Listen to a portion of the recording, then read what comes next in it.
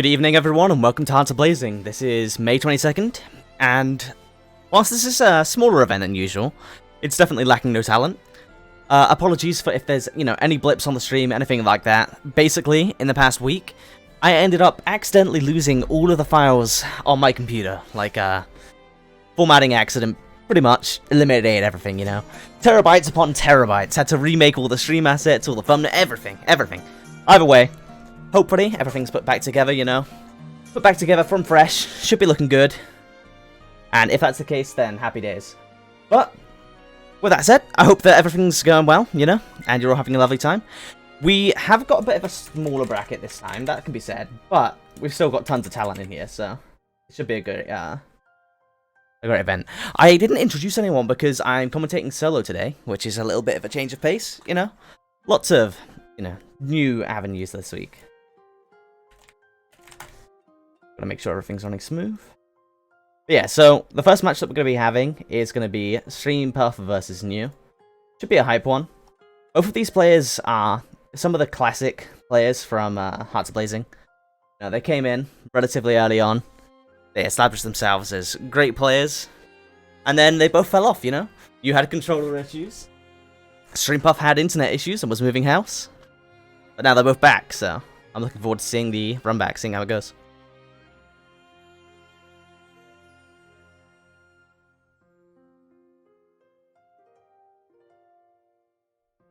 Yeah, obviously, I've also got to adjust to the fact that I'm commentating solo, There's no one to fill in the empty space where I take a drink like that. Haha, you Stream Puff. Honestly, manual labor and, building stuff, then, yeah, I'm good to go when you are, Stream Puff. It's all a bit of a hassle, I swear there's nothing that makes you sweat more than putting together something from IKEA or something, something similar. Sitting there putting together a fan, and it feels like you're doing slave labor. Here we go. Stream Puff Zoe against Lancelot. Wow, New's Lancelot. I was going to say Lancelot's new, but you know what? That's not necessarily wrong. So I'll go with it. Ugh. Going into our first match, so this is a really interesting matchup because one of the main points of Zoe is that she has such oppressive set play in the corner, but Lancelot obviously is one of the characters that really, it doesn't matter who you are, you'll have problems keeping Lancelot honest in the corner. Seeing right there, gets walked to the corner, jumps instantly right back out, but Stream Puff winning the scramble, getting the knockdown, and then just doing basic pressure, nothing fancy so far. None of the fancy Zoe set play into unseeable Mix. Jumps over the fireball, gets the air lightning. Gets hit by the second hit of JH, but doesn't actually get confirmed off of. Lots of stray hits going in favor of New right now, but not being converted off of. Damn. Ooh, SSBA, that isn't going to connect, but of course you can't punish it. You have to respond with a reversal of your own in order to punish that one. Oh, wow. Wow. Lancelot Fireball colliding with the dragon there. You don't see that very often. Nice. Really good round start coming out, but instead of capitalizing on it, he sits back, gets some more charge. Because, to be honest, a character like Zoe must feel really comfortable just throwing out really large hitboxes. Of course, as Zoe in general, you don't want to be whiffing anything because the recovery on it's pretty huge. But the frame advantage, because of the amount of blocks that it has, is actually not that bad. Seeing him just sitting at this mid-range where he doesn't have to worry so much about Lancelot doing pesky 2-2H. Ooh, both getting a pro whiff there. Just out of range, but Stream Puff getting the scramble afterwards.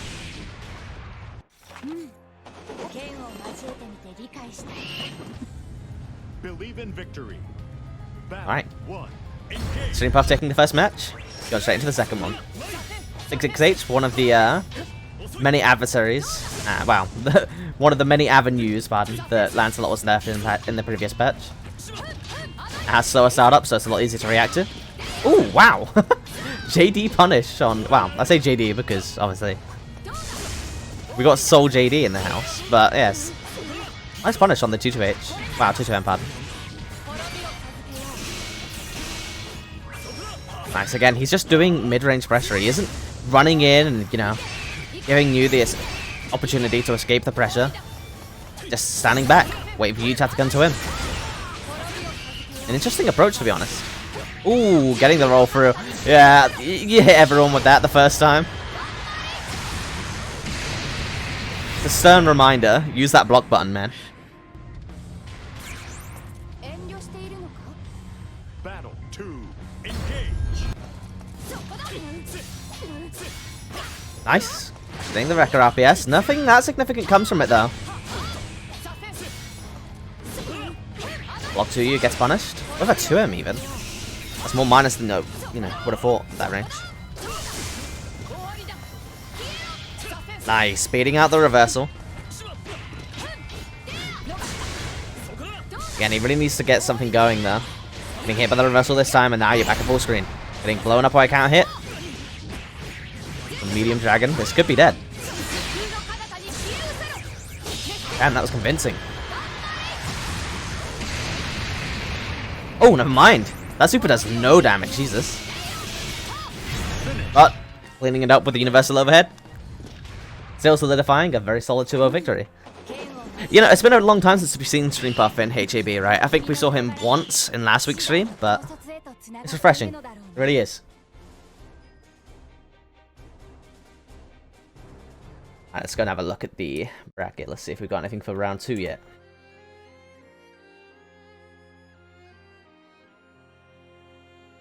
Sure, why not? Let's go with Life's. Life has been winning quite a few events lately. I still don't know who. Ah, there we go.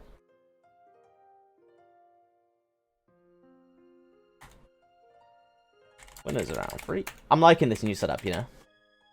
Things run real smooth.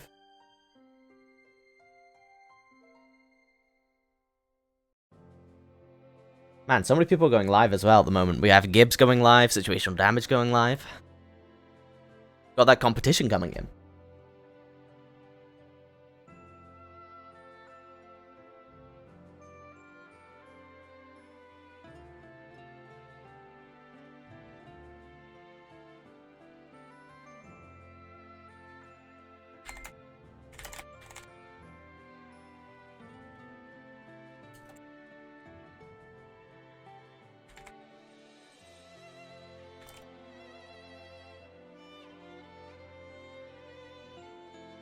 Alright, there we go. People getting messages on Facebook as well. What's going on?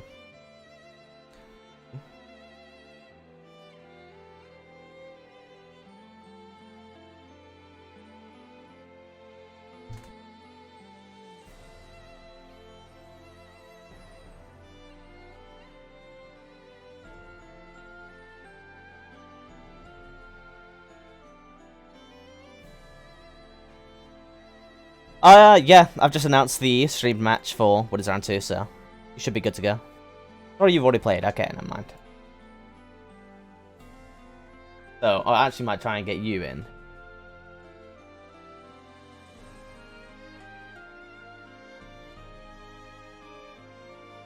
If you're still there, man, I'll try and get you in. If I can even find you, what? Man.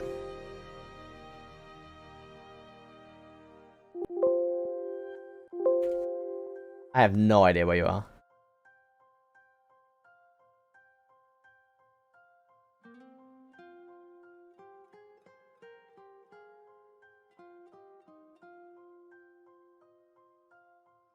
Oh, there we go, I see.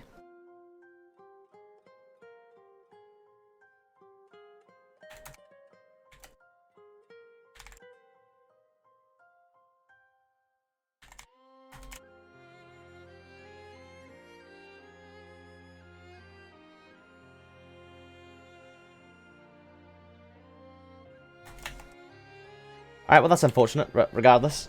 Can't really help it.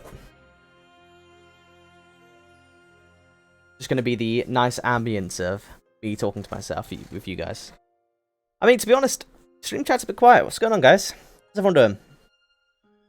Granblue in general seems a little bit underwhelming. Alright, Deca Pack versus Midora.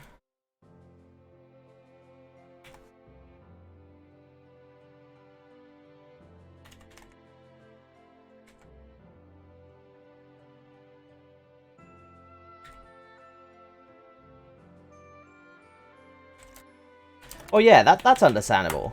Pretty buff, but you know, just the general viewership's pretty low today, and the general attendance, you know,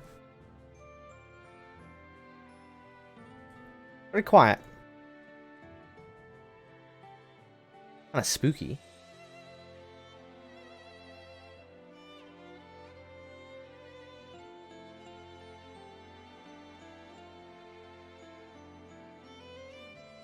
There we go. Hey Dylan, how you doing, man?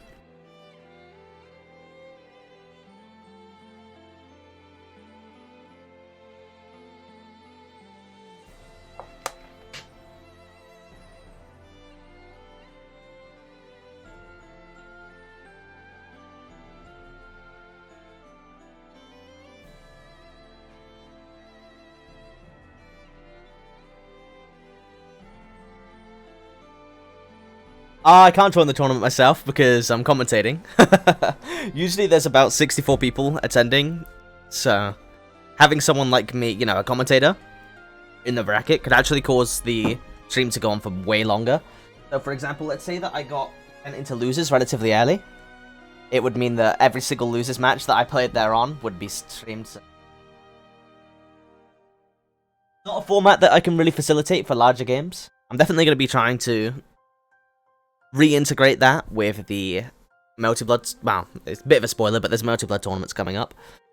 Probably going to announce them this weekend. Yeah, I'm probably going to reintegrate myself into it on that side of things, because those events should be smaller, and I really want to play multi, you know? I want to compete.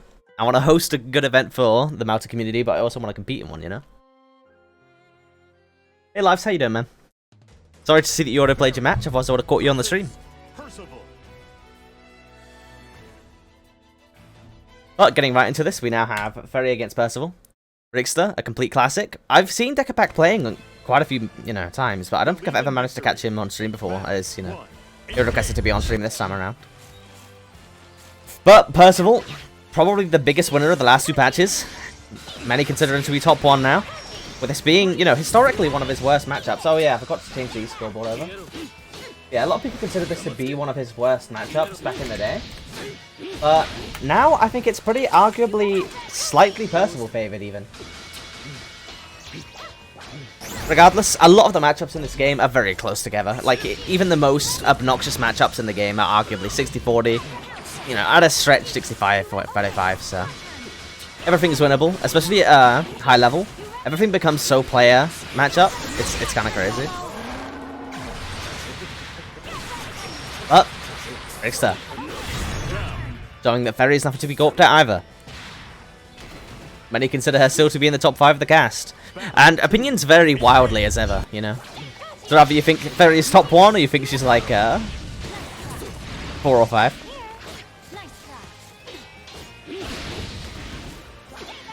Hey, no worries, Lefts. Now, right at the moment, you're seeing Decapac going for the really interesting air movement, with JU obviously being able to alter the timing for his drop down, and then he also has great air buttons. It's one of, you know, the very strong perks of Percival right now. But Rigster responding with just Tsuyu, you know. This button didn't get nerfed that hard, clash level went down, but the only thing that it really gets impacted in this matchup is 2M from Percival, I believe. Oh, Rigster using 2U to great effect, taking a very convincing round 1. Wow, first match button. Believe in victory. Battle 1. Engage. Getting to the next one, there we go. So I'm dodging there to try and bait out the DP, you know. Getting into the Yomi, getting punished by a JH though. Good conversion, but most of your cooldowns are down now. Getting hit by the JH, and then getting hit again by the second random EX whip. Now we're gonna get a Momo conversion. Nothing that fancy, but it still does a ridiculous amount of damage. How you doing, Frost? Did you end up making it into the tournament, or did you have to drop out?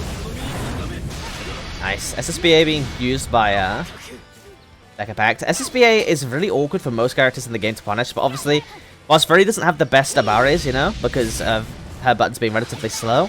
Yeah, at certain ranges she can punish things that other characters can't.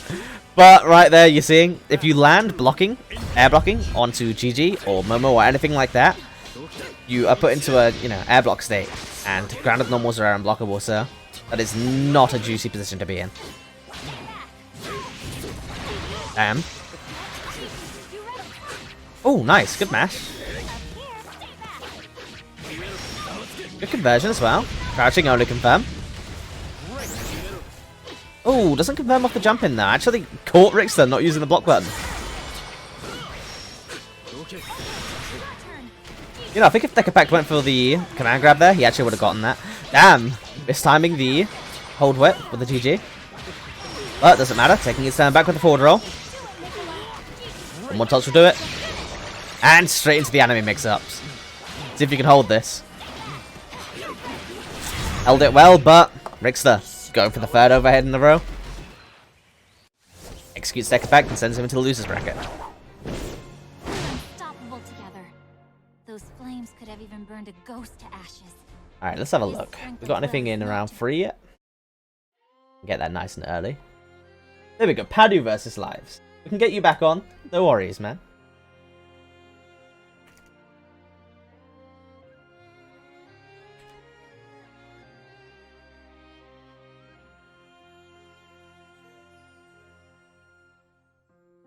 Again, this event, in terms of viewership and in terms of attendance, is a little bit smaller than usual, but, man, it's still running hella fast. Hella smooth. Love to see it. Let's just go ahead and go into stations. Still trying to get used to using this feature. Because people like their matches to be marked on the bracket. I guess if they're not paying attention to Discord, etc.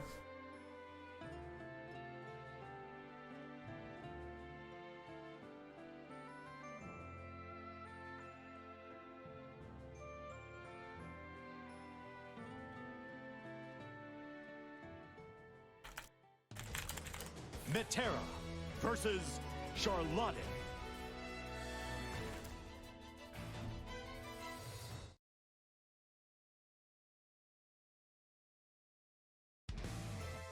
Alright, so 5. Paddu. Believe in victory. Battle 1. Engage. Just making sure, sorry about the slight delay. I was just making sure that everyone knew. Because this, is a relatively new format. We've only been doing this for the past 2 weeks, but at the same time, it's pretty important if we have no stream matches to stream.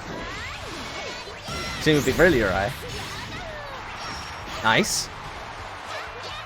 Now, Lifes, again, he's been one of the many Charlottas to join the very steep rise to Charlotta in Europe right now. We've had so many Charlottas like Space, Godflash Fun. Wow, no, I believe this is Thunder. And Life's winning, genuinely storm-rolling events. We also have players like Sanya-chan, etc. All getting really high placements in all of these events with Charlotta. It is a reality that a lot of the top players in Europe right now happen to hate Charlotta. But regardless, this character's seen a sharp uprise in representation at top-level player right now. With Life's being, one of the forefront, taking, I believe it was ATC's event earlier this week. Where's the rat emote, Rickster?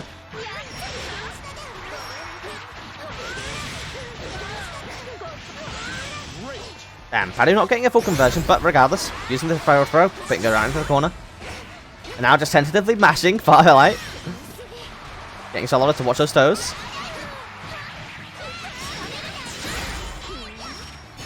Oh, damn, getting hit by the overhead. It's, never mind.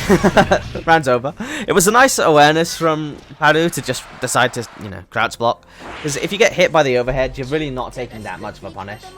But if you get hit by the other follow-ups, you can take significantly more. For example, the light follow-up in that situation would have given her a full combo. Starting the round with backdash, getting punished by the flanker ball though. As a result, Lives has somehow ended up in the corner. Nice.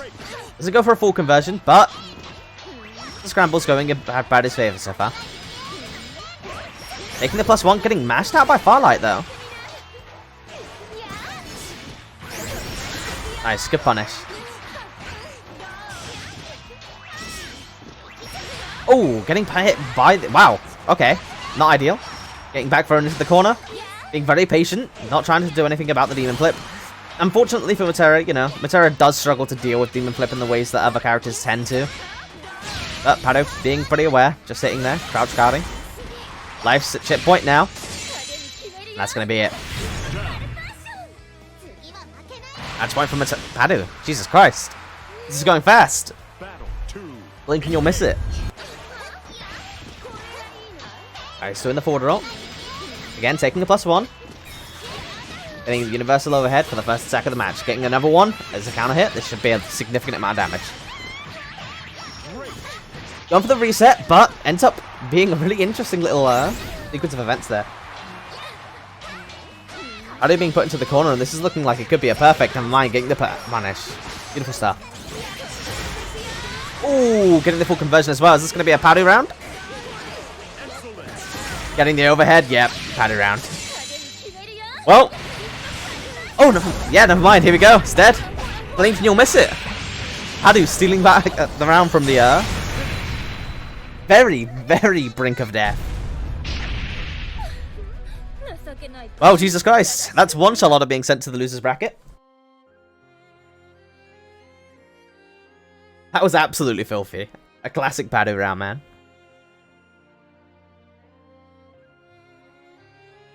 Alright, so next up is quarters, right? Yeah. Of which I'll try and stream 2 of the matches. That's where my man is. Wu-Tang Grand. Let's see if we've got anyone interesting in the losers bracket so far. Ooh, Breaker being put down relatively early on.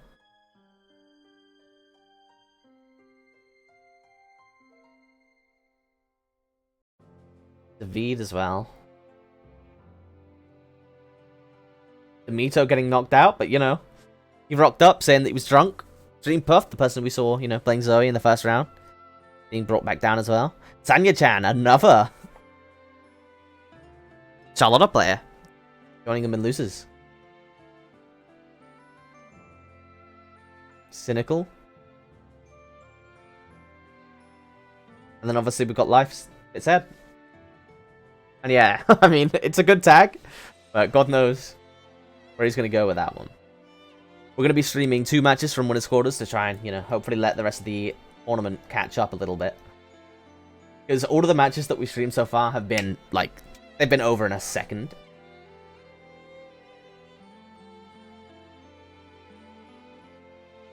I'm probably going to try and catch some losers as well, to be honest.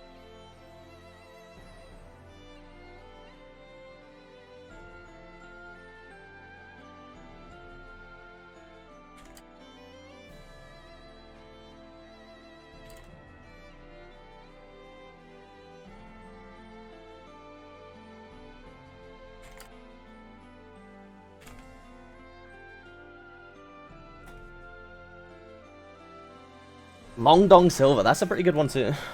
I've seen, yeah, to be honest, we've all seen some shit back in the day.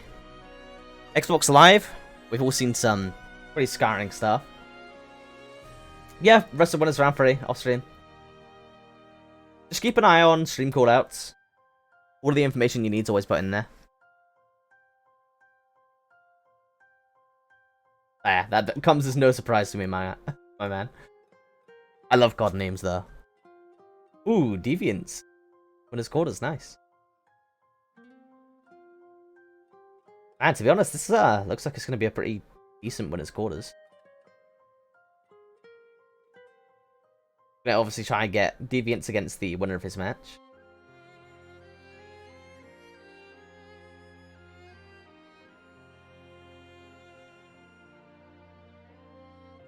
And then we'll go up and we'll try and get the... Wow, we'll have to wait for one of the victories, you know, to be secured in that one. But that's probably where we're going to go ahead and go. See, so can I... Nah, I have to wait until the match is actually...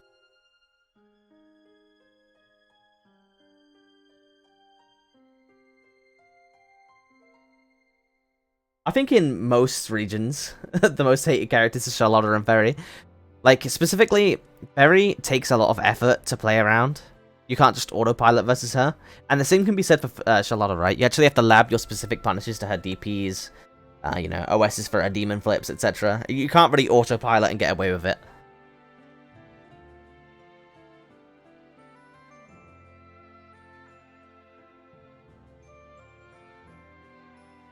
Yeah, I don't know about Gran. Gran's hated because Gran's... I'm not going to go into it, but characters that come to mind, you know, where you actually have to put a lot of conceited amounts of effort into dealing with them are, you know, Ferry, Charlotta, Lancelot. They make you actually have to know your stuff. Zeta, for example, you need to know how to fuzzy guard, otherwise you're just going to get absolutely blown up.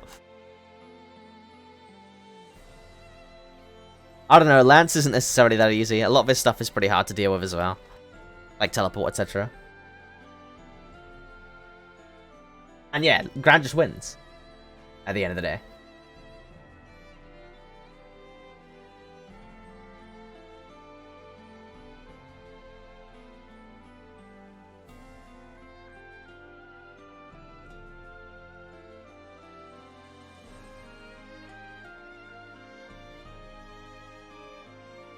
Anyway, predictions, guys, based on what we've got left in this bracket.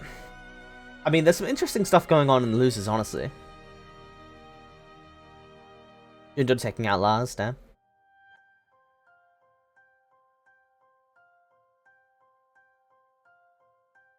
Wait, who took Jundo into the losers bracket in the first? Ah, of course, Marman. Who else? Ooh. That's a name that I don't usually see in response. Hey man, Gran isn't boring so much as he is obnoxious in terms of personality and gameplay. Kid rocks up with a fucking hoodie on, boots you for 6k damage.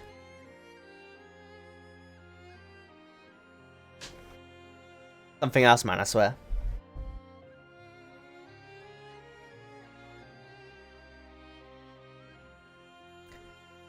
I'm gonna sit here and wait, though. Wish there was some losers matches that are requested to be streamed.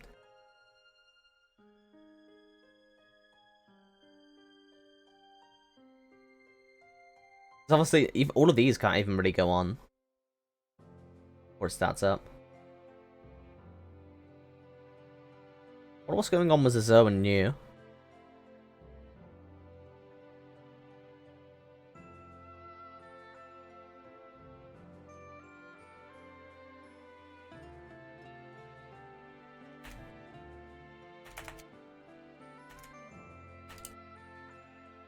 Why is this not working?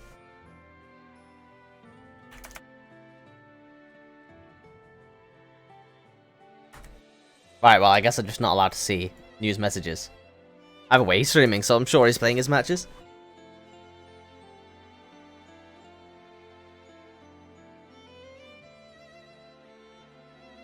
So it just looks like Peter's just finished up his match, right? Ah, there we go. Gumius Peter. Get that one. Gumius is really interesting.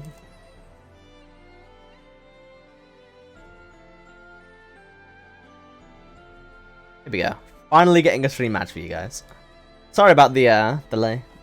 Again, everything's a bit slow this week. I don't have anyone to help fill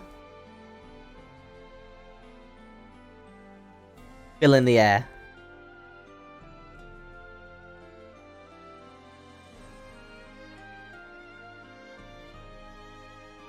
Gumius going up against Peter. Peter is a Guilty Gear player, if I'm not mistaken, who is a relatively good Guilty Gear player. I know that he's attended a couple of Hearts of Blazings, and all the Hearts, you know, the Guilty Gear people get pretty excited about that. I'll let them deal with that connection test. Who's Zavid even playing against for this complaint?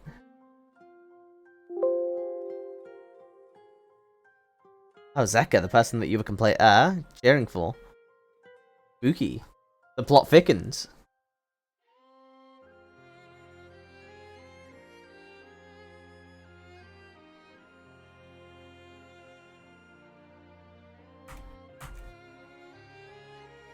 Little spoiler there, both of these players are in Conqueror of the Eternals, so they're very solid at their characters.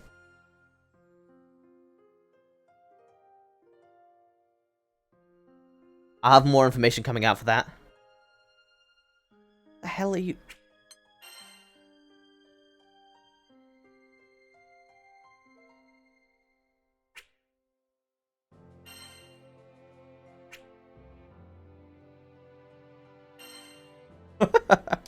God damn it, Deviants.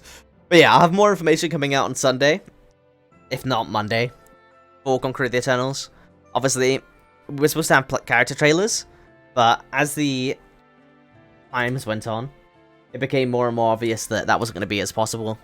Obviously, they're a really cool concept. I'm really happy that I decided to do them, and it paid homage to a lot of cool players in really cool ways. The only issue with it, though, is that I wasn't getting a lot of, you know, clips and, you know, stuff like that from the players. And then, when I was going to go ahead and make a couple more, my hard drive wiped, and I lost all of my files, so that was kind of the nail in the coffin for the trailers. I will be releasing a final trailer, though, for all 16 players being announced at once for this Sunday. Try and add a little bit of spectacle to it there. And it'll still be very hype, you know. Finally have our 16-man bracket confirmed. Yeah, it was a bit sucky, but, you know, it is what it is. A link to the Matcherino is there. You guys have a little bit of spare time. Put in code HABCOTE, and you can donate 50p to the bracket for free. You know? Line the pockets of the best players. Give them some incentive. But yeah, Gumius, really interesting player. He has kind of appeared recently, and he's been on the grind. He's been getting long sets against lots of great players, and his improvements have been very, very notable and observable. But Peter, again, great go-to-get player. I haven't actually seen him, I don't believe, in Granblue up until this point, so this is pretty hype. Nice. Keeping yourself in crouch block. Not getting hit by the lariat, but not getting a punish either, so... Ooh. Nobody couldn't punish that with teleport, to be honest. But that should be dead anyway. Not the most optimal combo coming out from Gumius, but if it works, it works. Taking the first round.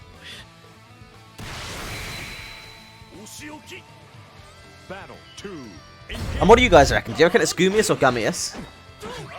I've heard both. Nice, getting the full link there. Teleport, punishing the SPD there. Oh yeah, don't worry, Slubsy. No one will hold that against you. So many people have been murdered by Gumius in casual sets over the past week. Been kind of nuts. Oh, nice. Good 2H. The anti-air throw. It's going to get some Oki. Empty jump into the low. Not giving Peter a chance to jump out. Expecting that throw. Believe in victory. Battle 1. Alright, let's see if Peter can turn this around. He has showed a couple of convincing responses in RPS situations, but for the most part, Gumius is just mixing his shit. Getting an SPD, straight into the empty jump this time. Getting called out by Peter. Good match. Gumius responds in kind. Gets an SPD for his troubles. Nice, good teleport, but again, no punish on the lariat. Gonna be a knockdown, and now one more touch will do it. Never mind, doesn't even go for a safe jump. Peter jumping out of the corner. What's the next gonna be? Yeah, gets hit by the overhead. Won't have the cooldowns back again though, so... What are he's gonna opt to do? Wow, nice! U2M goes straight for the load, doesn't convert into super, so this round's still going. Goes for a space 6-6H. Gumius just holding down back. And Peter responding in kind. Getting the 2H, and that's that. You know, you can be as flashy as you want, but all it takes is one touch for either player. Battle 2. Engage. Yeah, this is what we call footsies, boys.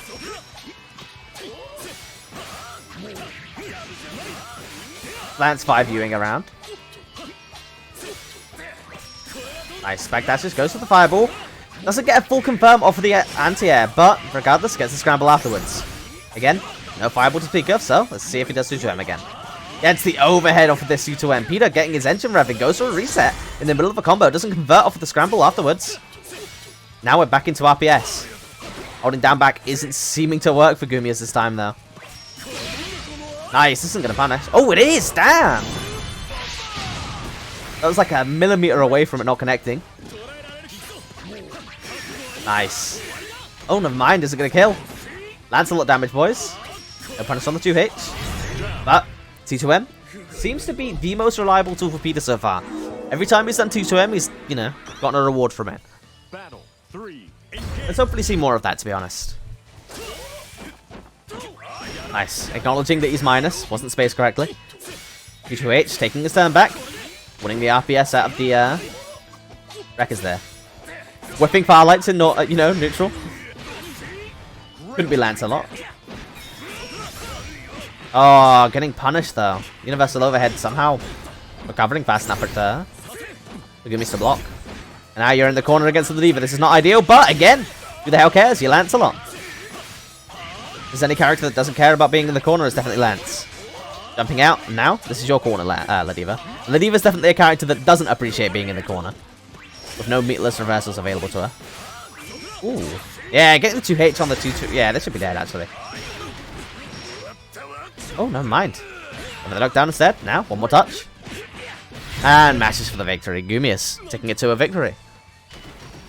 Damn. I mean, Gumias was super, super convincing. Peter, I feel like, was a single rev in his engine away from being able to turn that around. But regardless, being sent to losers bracket by Gumias, who is arguably one of the biggest rising players in Hearts of Blazing lately, so should come as a surprise to no one.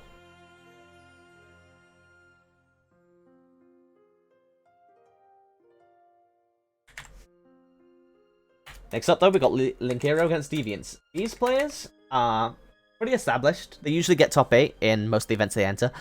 Deviants, you know, usually getting top 4, but never taking an event. I've got faith, though. Hopefully he can take this Hearts of Blazing. I'm not gonna lie. You know, no commentary bias, but kind of want to see it. Battle 3. Engage. Well, that's unfortunate. You guys missed, I believe, the first couple rounds.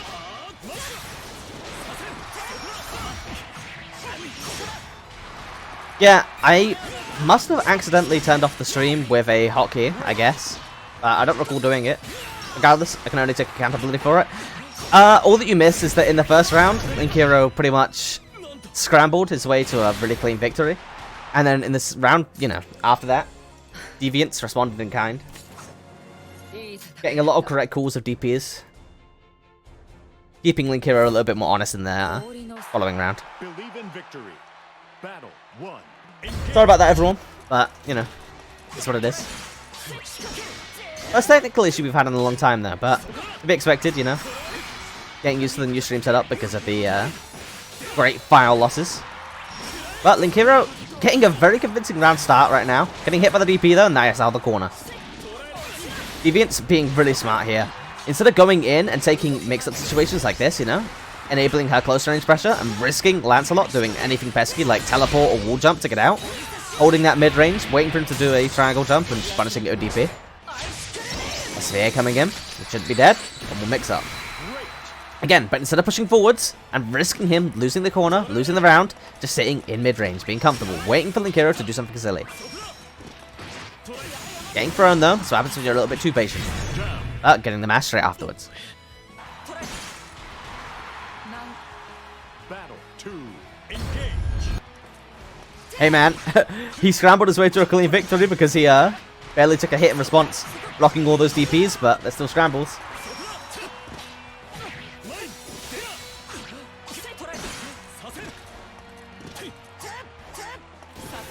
Oh wow, 5U being used by Deviants there.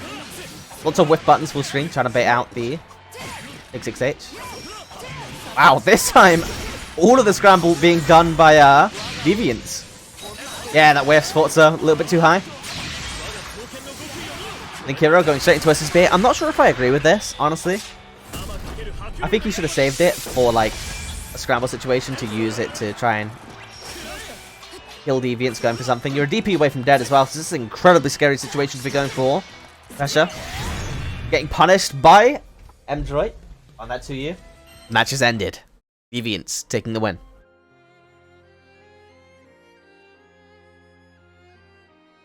You know, technical issues abound.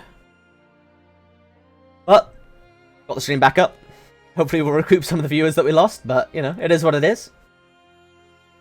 Sorry again for the stream going down. Going up into winners semis, we have Rixer against Gumius. Hey Stubbsy, thanks for the Twitch Prime, man. It's appreciated. And the loser side is actually starting to look like it's caught up. Well, it's going to be caught up by the time we're done. And then there you go, Paddu versus Deviants. So, this is a winners top 4 that is not unfamiliar to me. These players are all phenomenal. Again, Gumius being one of the biggest rising players of the event so far. And then obviously we have Rixer and Paddu.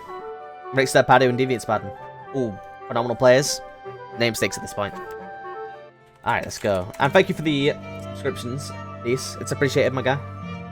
We're really close to, Oh, and QK, thank you for the host, man. I appreciate it.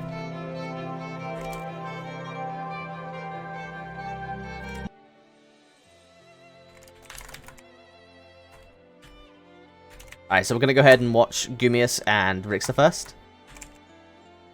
And then we'll follow that up with Paddu against Deviants. Which is a matchup that we've seen countless times throughout multiple events now. It's not just Hearts of Blazing.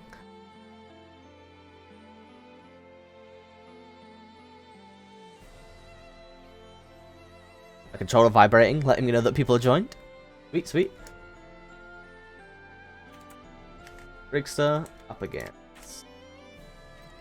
Now, there are very few Ladiva players that scare Rixter, and Rixter, you know, spending a lot of time in the past sparring with Fury Fighter, who is arguably the best Ladiva in Europe. I'd definitely say so. But Gumius has been hot on his tails, you know. I know that he's been in communication with Fury Fighter as well, you know, taking those notes, trying to take that spot. But regardless, you know, you can ask anyone, this matchup's not the easiest matchup in the world. But all it takes is 1 or 2 correct calls on the Ladiva's part, and you can steal it back.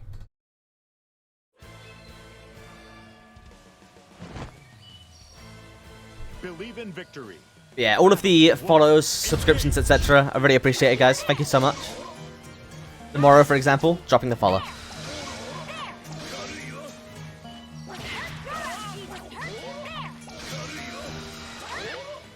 Now, again, lots of buttons just being thrown out by Rixer so far. Not many special cancels into SWAT dodge coming out right now because this isn't a range where you really have to pull that hurt box back in. Twitch sometimes unfollows people, unironically. It's kind of weird, but it definitely does happen. Damn! Getting the fire heavy anti-air there. Gumius slowly but surely getting whittled down. Landing directly on top. Oh, okay, this is an opportunity. If you can manage to find your way in right now, DP's down. The super punishes the GG and you're in. DP's going to be back up by the time that gets back over with that Oki though. Getting his toes taken out by 2U and Rixter taking the round.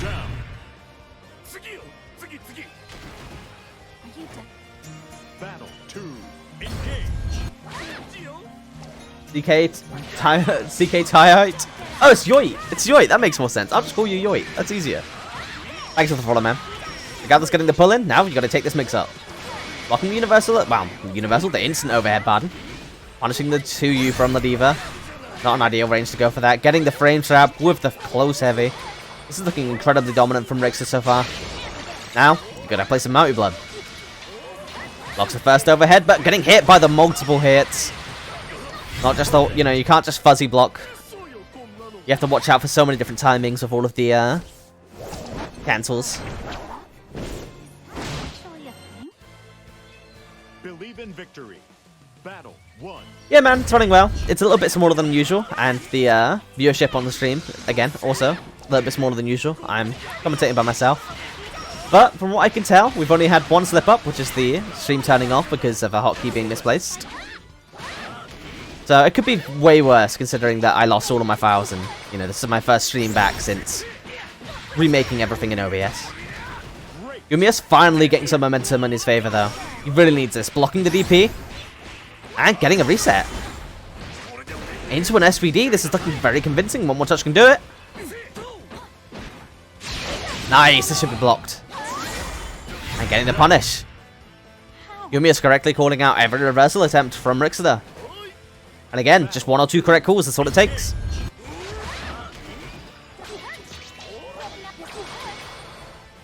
Ooh, that's not great. Getting DP'd, put back to full screen. But the grappler jumps are working out relatively well there. Something that we are not seeing Gumius do so much as... Oh, never mind. As I say it, that's exactly what I was looking for.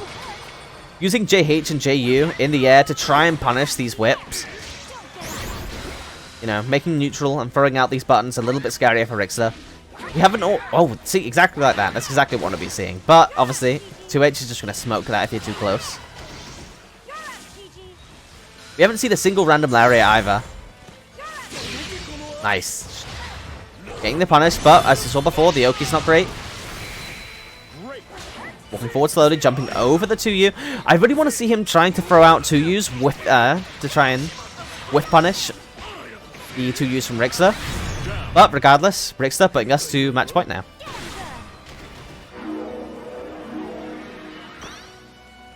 Battle 3, engage. Wow, lots of whiff far heavy. Is that far heavy or far M? That's far M, right? Coming out from Gumius right now, trying to punish the... I believe it's the far medium from Rixter's Fairy. Regardless, not holding that block button, getting punished for it, put into the corner. 1 GG cool, now you gotta hold this. Getting his feet taken out from 2U though, so, and it's up to have to hold it actually.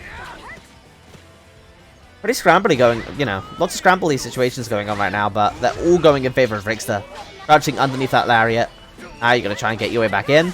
That's no easy feat. Getting hit out of the air by GG. Ooh, just going for the Momo cool. Probably EXGG. Yeah, this isn't good. Opting to go for the chip. Yeah, this is looking like checkmate, but again, if there's any character that can bring this back, it would be Ladiva getting that hope and dream, you know, quickly executed by Rixter. With an air unblockable far medium. Oh yeah, for sure. It's simple until you get hit by like 2U on one of your whips, you know? And then all of a sudden it's a very scary matchup. Next up, we're going to have Deviants up against Paddu though. Against another 2 from nominal players. And this really does show that whilst Gumius has been growing as a player and through the rankings, you know, incredibly quickly, we've still got the classics, you know. They're the classics for a reason. They're the OGs for other reasons, you know. And the reasons being, they don't tend to lose very often. Top 8 of the brackets in Hearts of Blazing, you know, they're always seeded, so we don't tend to see many really early upsets. These days, you know, back in the day, there might have been an event or two where, let's say, Rixter ends up going against a player like Venom early on, who, Venom, I believe, is attending the BBCF tournaments hosted by Gibbs at the moment, so that's why we haven't been seeing much of him. Believe in victory. Battle 1. But it's sad, you know. Whenever a great player doesn't attend, I shed a tear. But, Paddu against Deviants, a classic matchup. Again, at this point, you basically just watch these players play a player matchup, as they both know their character matchup so well. But, Deviant stealing back a turn, dropping a combo. Ah, getting a 2H, wow. What a quick 2H on the jump out from Matera there, no punish. Ooh, nice, great conversion from Paddu there. Being very patient. Looking for Paddu to, wow, Deviant's Paddu to try and escape the corner. Doesn't end up finishing his plate. Catalina is definitely a scary character to be in this position against. As Droid connects, one more mix-up could be it. Goes to the throw. Now late mashes. Gets hit by the TK arrow. Jesus Christ, that was hard to follow.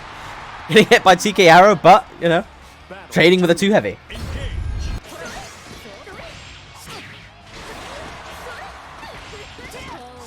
I can see Steve. If you're still in the event, you know. We're coming up towards losers top 8 anyway, which will all be streamed. Yeah, but you also have to remember that the hitbox was colliding with the hurtbox from 2H as well. TK arrow as an overhead option though. Gonna get that near full screen carry. Deviant's taking his turn back. Both players, you know, being very respectful of each other right now. They take their turn, they move on. Paddu jumping himself all the way back to the other corner though. Getting thrown, and now you're in the mix. Getting hit by TK arrow again. Such an awkward conversion, but Paddu makes it work. Making a swift 1-0.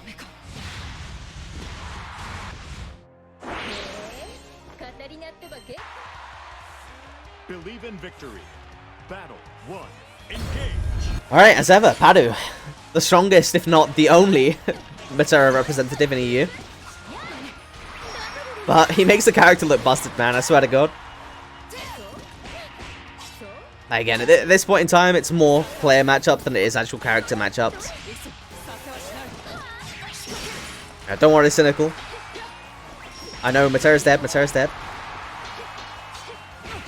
Ah, you end up losing and loses a lot. And yeah, Paddu's conversions are amazing. Like, the most awkward of situations, he'll manage to convert it into full combos. And show me, you know, he actively shows me Okies and wow, Jesus, I thought that was going to live with a sliver. But Deviant's starting the run back. Yeah, he'll show me conversions of routes that I never knew existed. And Okies as well. I've never seen before. But similarly, Deviant, he's taught me everything I know about Catalina, man.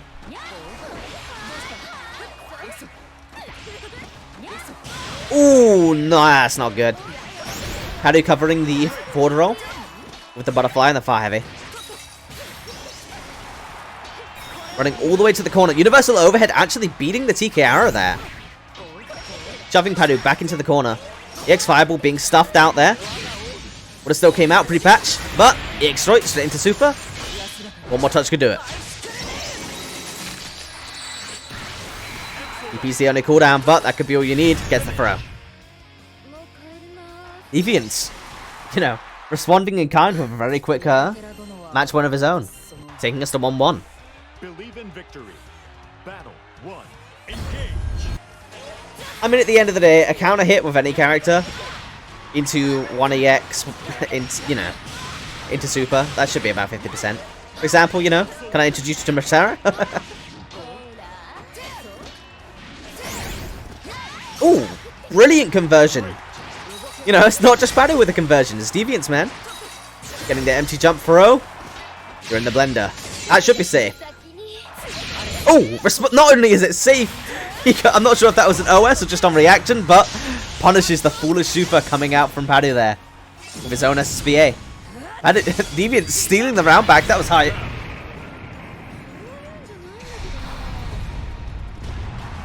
Yeah, I mean, I knew that you could OS to block it, but I think as a result of the pushback and the super startup from Paddu, the 2L just didn't... I have no idea. Honestly, I can't even tell you. I'll have to ask Deviants about that one, but it's interesting.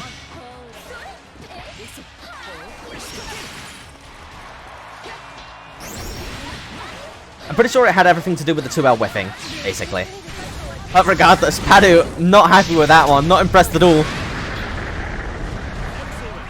Taking an ironclad grasp on this round so far.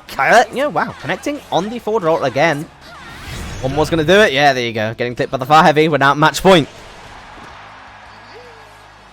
Battle 3. Engage.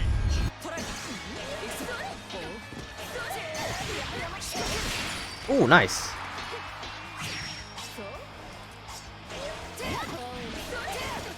So many hops coming out from Deviants, man. Let's go. Nice. Smashing on his wake up. Getting hit by TK arrow on the throw again, though.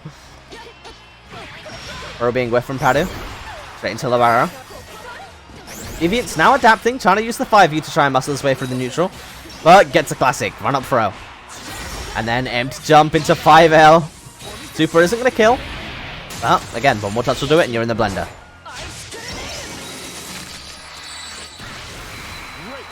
Wow, runs up, goes for the low. Deviants going ahead and knocking down Paddu into losers. First big upset of the stream, really. Let's go. Deviants is my boy, though.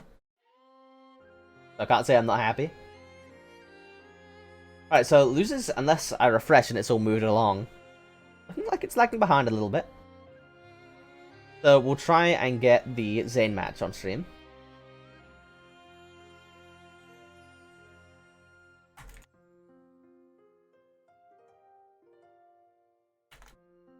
So, speaking of the only Matera representative in the,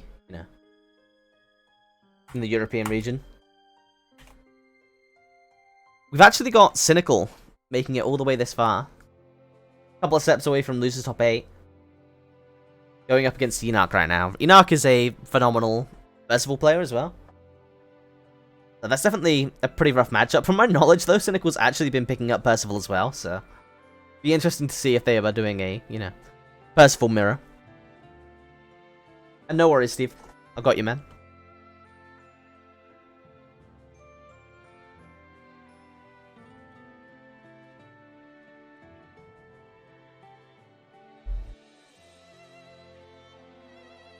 Might as well change the title now to Top 8.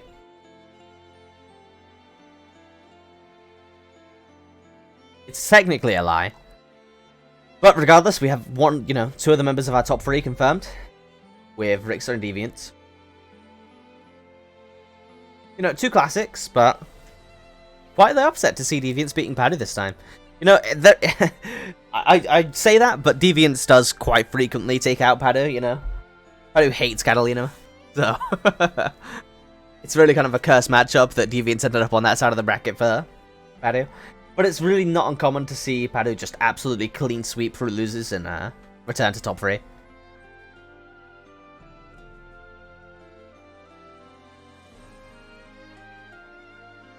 Well, it's unusual because seeing you in losers before, or let's say losers quarters, losers semis, losers semis, pardon, usually pretty unusual. We usually see you going down around about winners finals. And yeah, you really did. You had the momentum going, but obviously if Catalina wants to steal around, Catalina will steal around.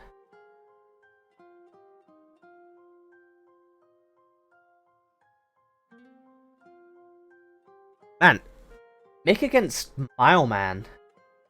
Loses around 5. That would be an absolutely hype match as well, but probably already in game. Let's have a look.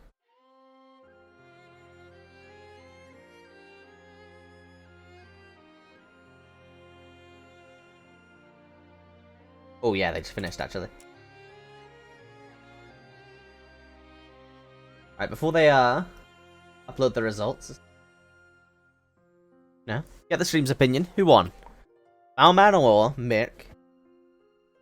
Both of those players are really, really solid, so it'd be hard for me to call. And Kira against Streampuff as well.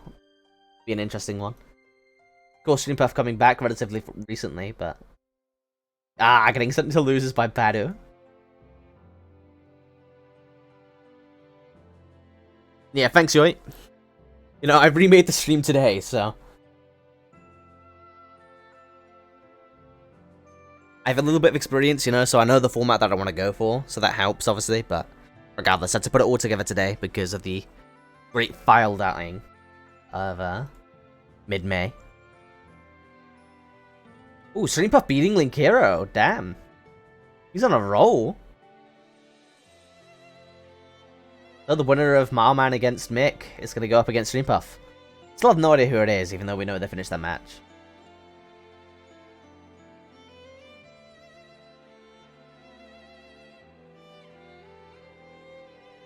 It was, Enoch against Cynical.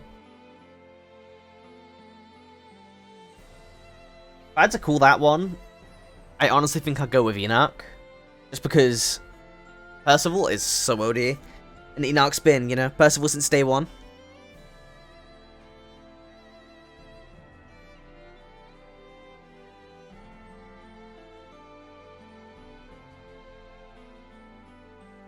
Whilst we're here, reminder. If you've got a Twitch Prime, be sure to drop it. We're getting very close to the affiliate buyout at this point. At which point I'd be able to put the money straight back into the stream, in a prize pool for Granblue or something similar. And also, drop a follow if you have the time.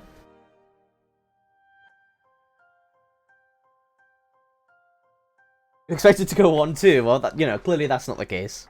You're always making it large, man. Not sure if you've seen Hiari, but Hiari is phenomenal. But if you've been around since the start, who knows? Maybe you could have taken the spot in COTE, man.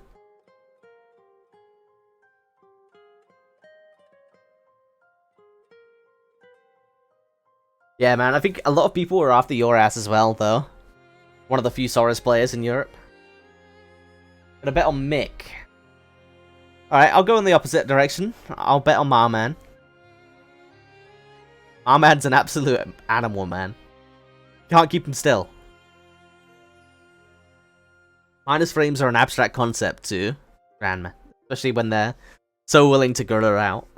And Marman is definitely willing to gorilla out.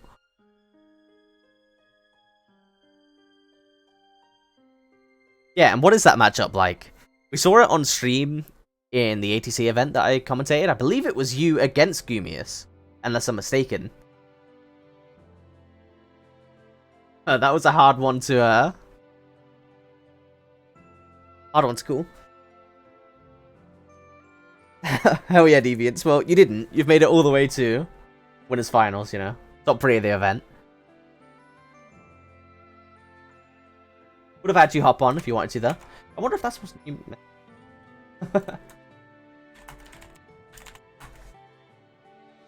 Yeah, you're trash, dude. You keep on saying that. Consistently hitting top 4 of all the EU events since you came to start attending, you know? That's the sign of a trash player right there, man.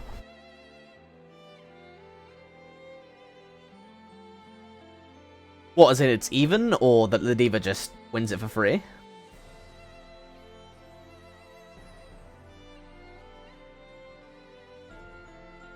What is taking these boys so long? You know, decide to stream the one losers round 5 match that took forever. There we go, Zane against Enoch. You know, nice try to Cynical, but the OG Percy takes it.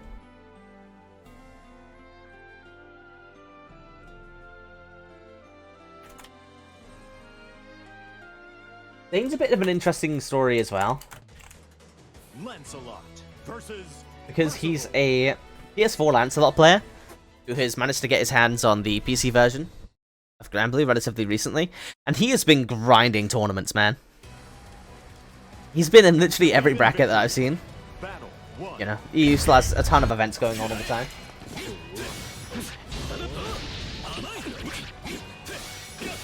And he's been in pretty much every single one of them.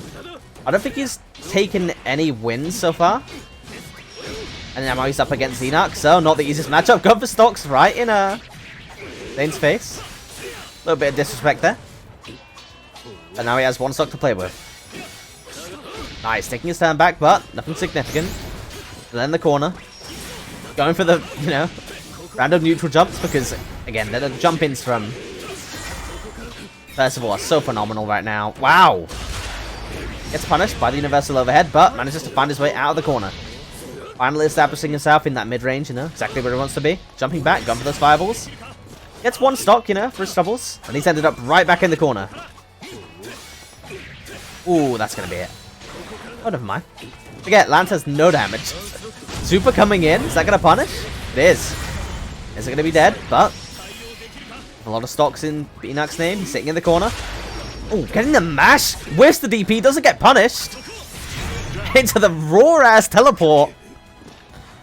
What an exciting, in inverted commas, you know, end to the round. That was a mess. Oh, nice. Good conversion. Go for the fireball, so we lost the Zoki there.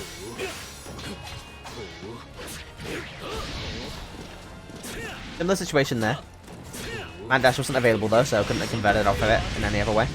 This is the DP, takes the stocks. This round looking a lot more convincing for Enoch, you know. Not getting put into the corner. But slowly but surely being pushed all the way back right now. Good conversion. Almost that's just going to do it. Getting punished by the teleport again, though. Again, look at the little bendy sword, man. Swear to God, the animation for his 2L is so whack.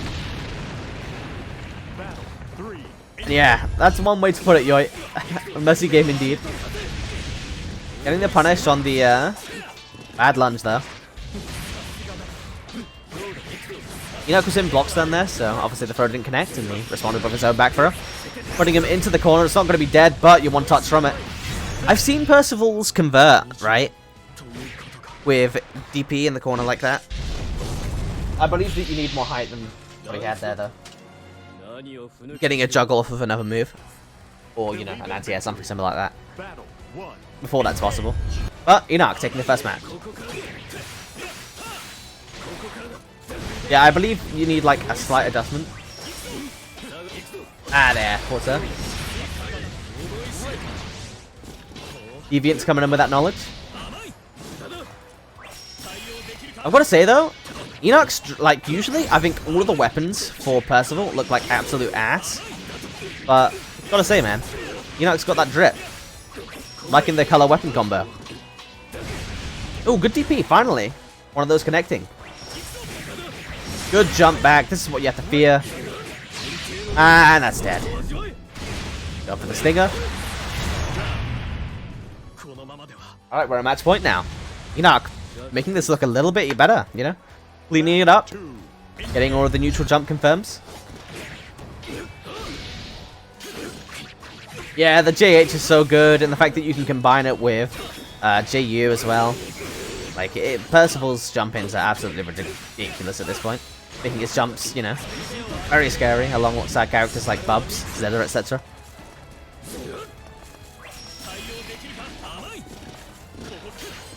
Triangle jump into teleport down. Let's go. Lots of Farlights being whiffed and neutral. The Lance special. But the HP lead is completely in Lancelot's favor. Going up, getting the air throw. Getting a weird double overhead there. The use of full jump. Nice, good DP. A little bit haphazard to go for the fireball there, to be honest. Not up on that's not that great. Probably not, you know, the special cancel that you want to be doing too often. And right there, the nerf coming in for Lancelot. No full screen fireballs anymore. But getting the 2 out. Taking the round, putting yourself on the board. Battle 3. Engage. Mix in the chat. You won between you and Ma Man. I ended up missing it after watching, you know. Oh, damn, let's go. Looks like you were right, Stream Puff. Ooh, good anti-air. Using the DP, gonna take the stocks. Jumping back for the teleport again. Those JHs are just commanding this matchup right now. Tentatively poking in with far medium, far medium. There's not a lot Lancelot can really do in those situations, to be honest. But as Enoch backs off, you know, there's definitely something that he can be done about him going for neutral stocks. But after all of the scrambles that ensued after the 16th stage, Enoch takes a round, takes the match, and sadly sends Zayn out of the bracket.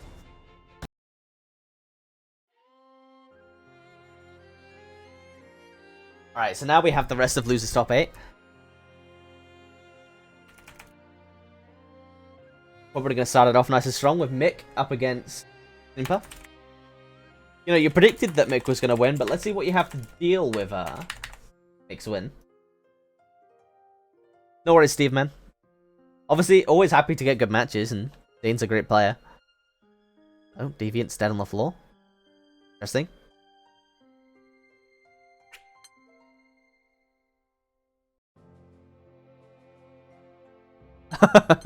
We'll see, we'll see.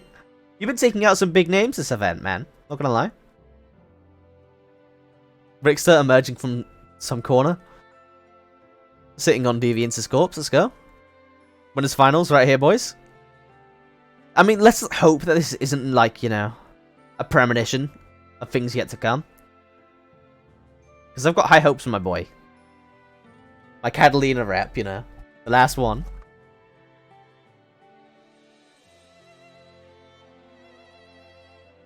Hey man, let Bob do what Bob's got to do, man. But Zeta against Zoe. This matchup cannot be pretty for Zoe, IMO.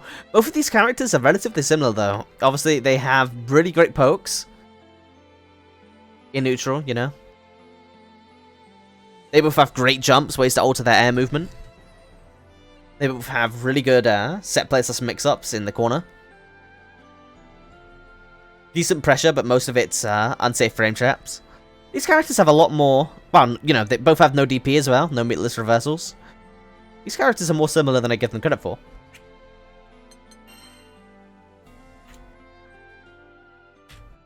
But we're going to get right into it. Mick going up against Zoe. Mick, one of the great free Zetas in Europe. When you think of, you know, phenomenal Zeta players, you think of Mick, you think of Miri, and you think of Svampen.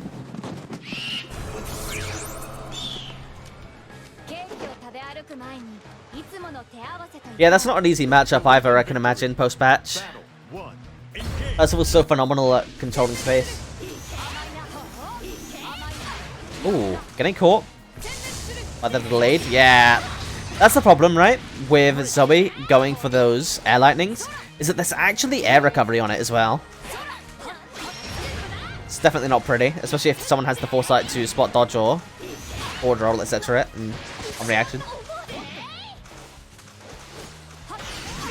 Ooh, nice. Great air to air. Doesn't get a full conversion, but wins the scramble afterwards.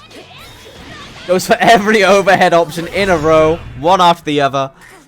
Not completely, you know, converting cleanly off of it, but winning the round nonetheless. It killed, so we call it a reset. I feel like Streampuff is being very defensive right now, like in terms of the way that he's playing neutral. He's trying to bait Mick over to him, but all that's really happening as a result of that is he's losing positional advantage and then getting caught by situations like this. Now you have to take, yeah, better pressure. To the corner. Wow. Perfect amount of meter build. So manages to get the knockdown. Straight into the pogo mix-up again. Interesting response.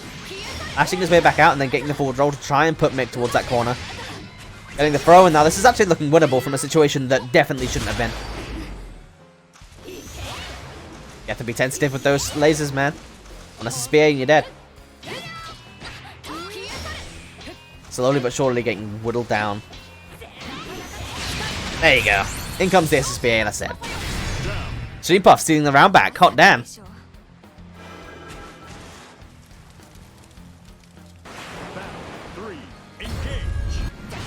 Gonna finish the play. Getting the round start 2-2M. Universal overheads not being blocked. Getting hit by the EX lightning though. It's not ideal. Now you're back into mid screen. Wow. If he converted off of that, you know, gets a counter hit by some miracle, that'd have been absolutely awesome.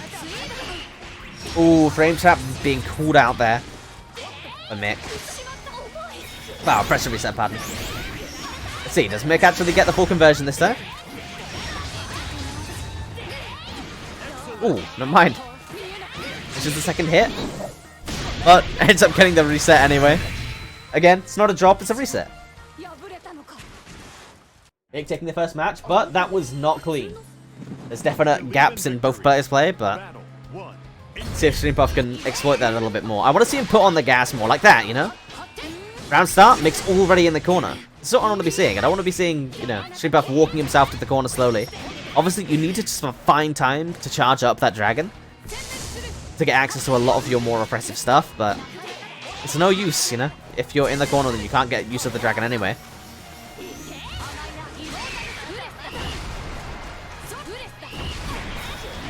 Ah, getting universal overhead counter hit again, but no conversion off of Mick this time. And managing to scramble his way out of the corner. Good spot dodge on the laser as well. Gets the air lightning, goes for the charge on the dragon. Getting the wrecker low. Connect. It's an unusual one. Finally, a blocked universal overhead. Mick responds directly with one of his own. Interesting class situation. Cancelling straight into the super. This should be dead. Streampuff taking control of the map.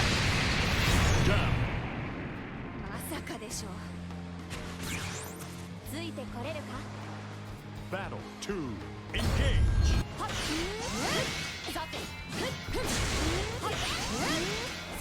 Man, okay, so this is an interesting adaptation. Streampuff started using 56M, which is +0 on block. To try and bully his way from neutral. Again, I really wanted to see him approaching more, so this is great to see. It's also kind of interesting that Mick isn't contesting at any point. Ooh, does it get the full conversion off of the 63H? If he converted off of that dive, it would have been awesome. Now you have to deal with Zeta in the corner. Drops the conversion, doesn't get any Oki as a result. I probably just would have went for the knockdown into the mix-up, to be honest. Just don't drop, you know? Go ahead. Wow! With his back to the wall, that would have been a definite punish, so... Thank God that he ended up connecting the second hit of the spear. Wow, interesting interaction with the dance follow-up. Putting him back into the corner, and Stream Puff taking a match back in, you know, very convincing fashion, to be honest. I feel like if Mick adapted only slightly, because there's a couple of gaps in his play and a couple of drop conversions, you know, missing universal overhead conversions, etc. Like if you just tighten that up, this would be an absolute wash. Moss coming in, showing support for his fellow Dutch brother. Nice! What a punish! Forward jump into JM. Gets the corner carry conversion, but ends up dropping it. Oh, nice. A frame trap. Does it get a counter hit though, so I'm not really sure what Stream Puff was going for. Regardless, it results on the same thing. You're in the corner, you're probably dead. Might live with a sliver, actually. Yeah. Getting hit by the overhead spear. Not blocking the low pogo, man. Maybe predicting empty jump into low, but regardless. You gotta elect into those, fuzzy guards, man. Yeah, that's true, Enoch. That could be a shout.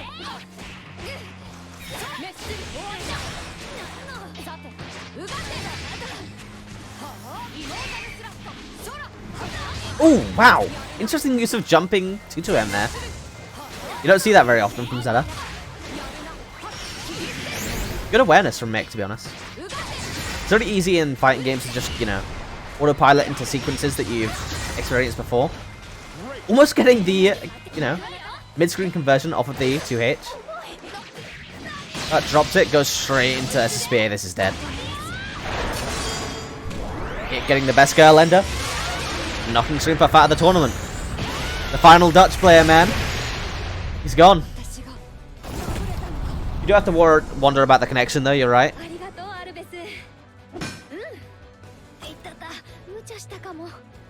Let's go, baby. Honestly. This right here, this is why you play Zeta. Internalize this memory. Okay. What have we came back to?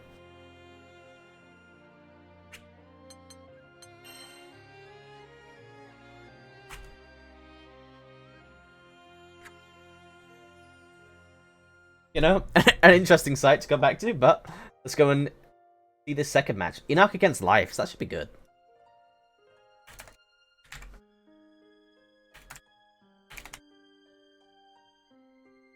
Right, the second match of our Losers Top 8. Enoch against Lives. Lives, again, he's been on the rise lately. He's a French Charlotta player, and the French players tend to stick to themselves, but I'm pretty sure, like, since the start, Lives has been attending HAB and other events. But recently he's been really on that grind, starting to take events underneath, you know? Underneath his name.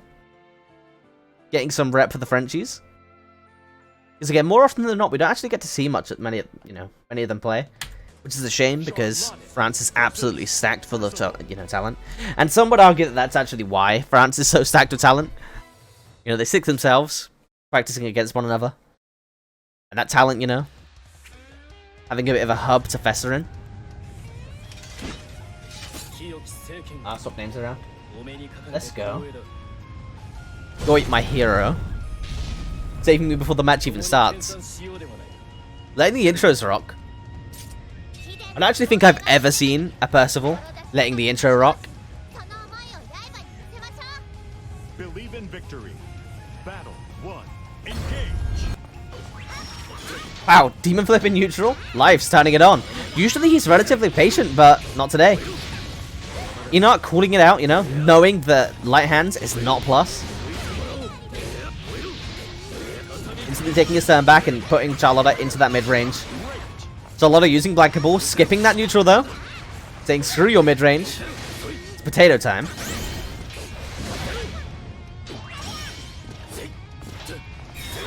Ooh, universal overhead, putting Enoch down to the ground. Now you're in the corner, this is gonna hurt. The mind drops the conversion, DPs the Demon Flip. Now, yeah, wow, super jumping backwards. I feel like Enoch had a really good position near corner there. Kind of forfeited for no reason, but one more touch is going to do it for either one of these players.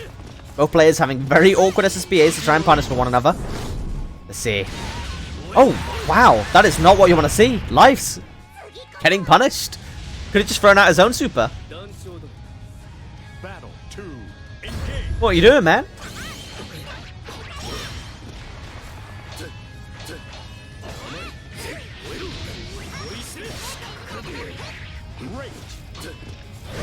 Okay, DP taking himself back out of the corner, but Charlotta kind of using Blanket as a way to just completely subvert this mid-range so far.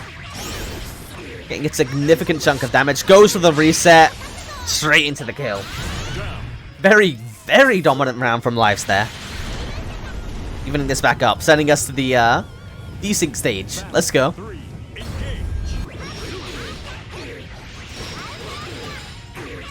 Nice, getting the full conversion this time.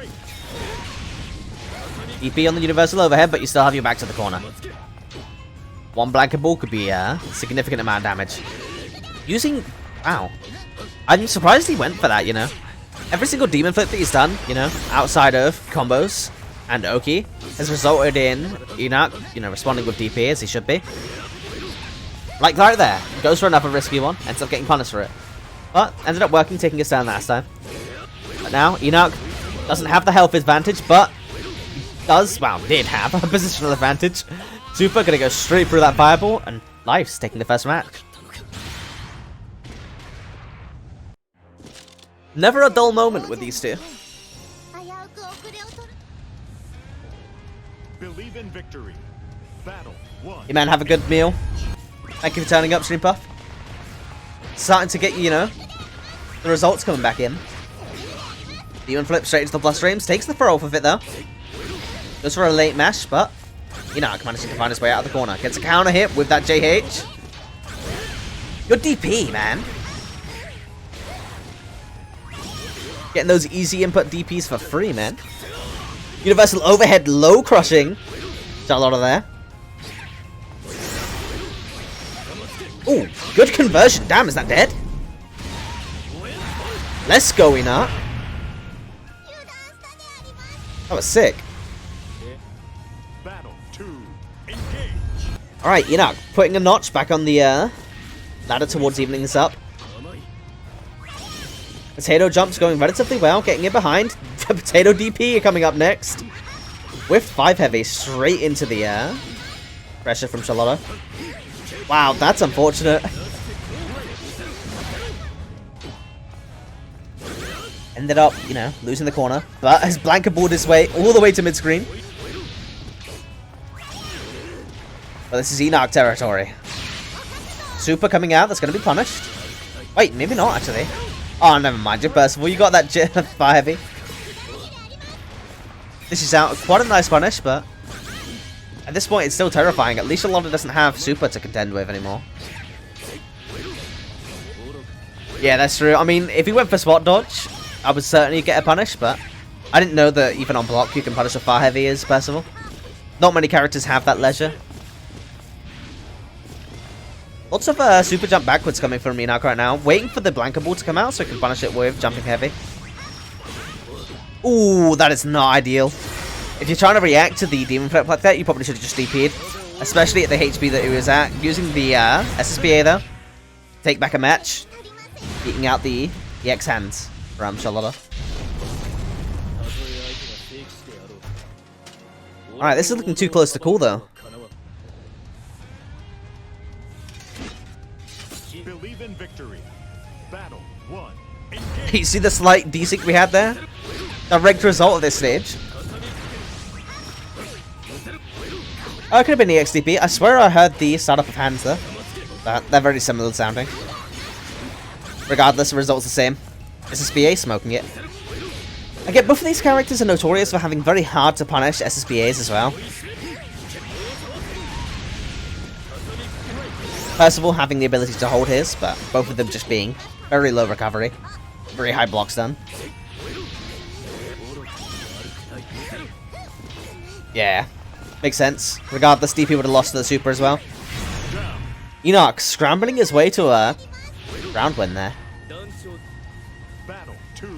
Engage. Yeah, but obviously he's not going to get chipped if he's in super.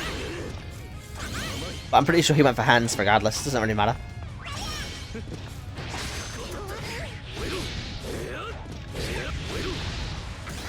See, it's just a little bit unfortunate right now. Enoch's getting a lot of hits that he's losing the Oki on because he's auto-cancelling them into Fireball instead of hit confirming them.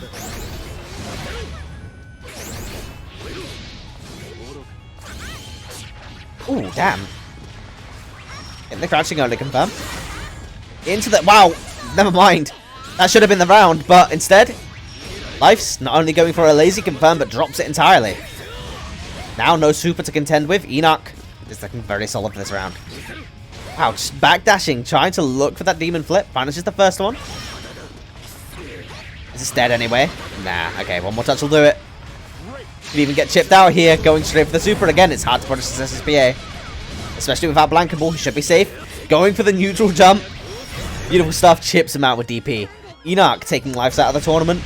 That, again, never a dull moment. That's how you DP someone to chip kill them, Lars. That right there. Yeah, it's a safe SBA. Nuts. Error unblockable as well. First of all, you know, arguably one of the best SBAs in the game. Gran comes close because of the sequences that you can do with his, but first of all, was nothing to go at either. Enoch taking the win. Next up is going to be Gumius against Mikoro. And this matchup's really interesting because, obviously, both characters can run their game plan on the other one. Zeta having no access to a reversal tool outside of supers means that once Ladiva's on top of her, it can be a real pain. But again, it's really hard for Ladiva to get in, trying to contend with all of the huge buttons from Zeta. The spear, the lasers, absolutely everything Zeta has, you know, pays dividends in keeping Ladiva out and stopping her from getting to run her game plan. It's an interesting match for sure. But with that said, we're now in the top 4 of our tournament. Wait, never mind. We're in top 6. I can't count.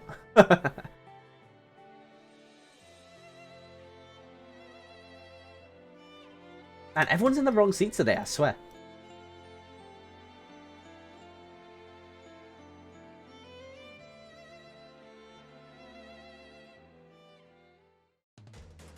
Zeta versus Vastiva.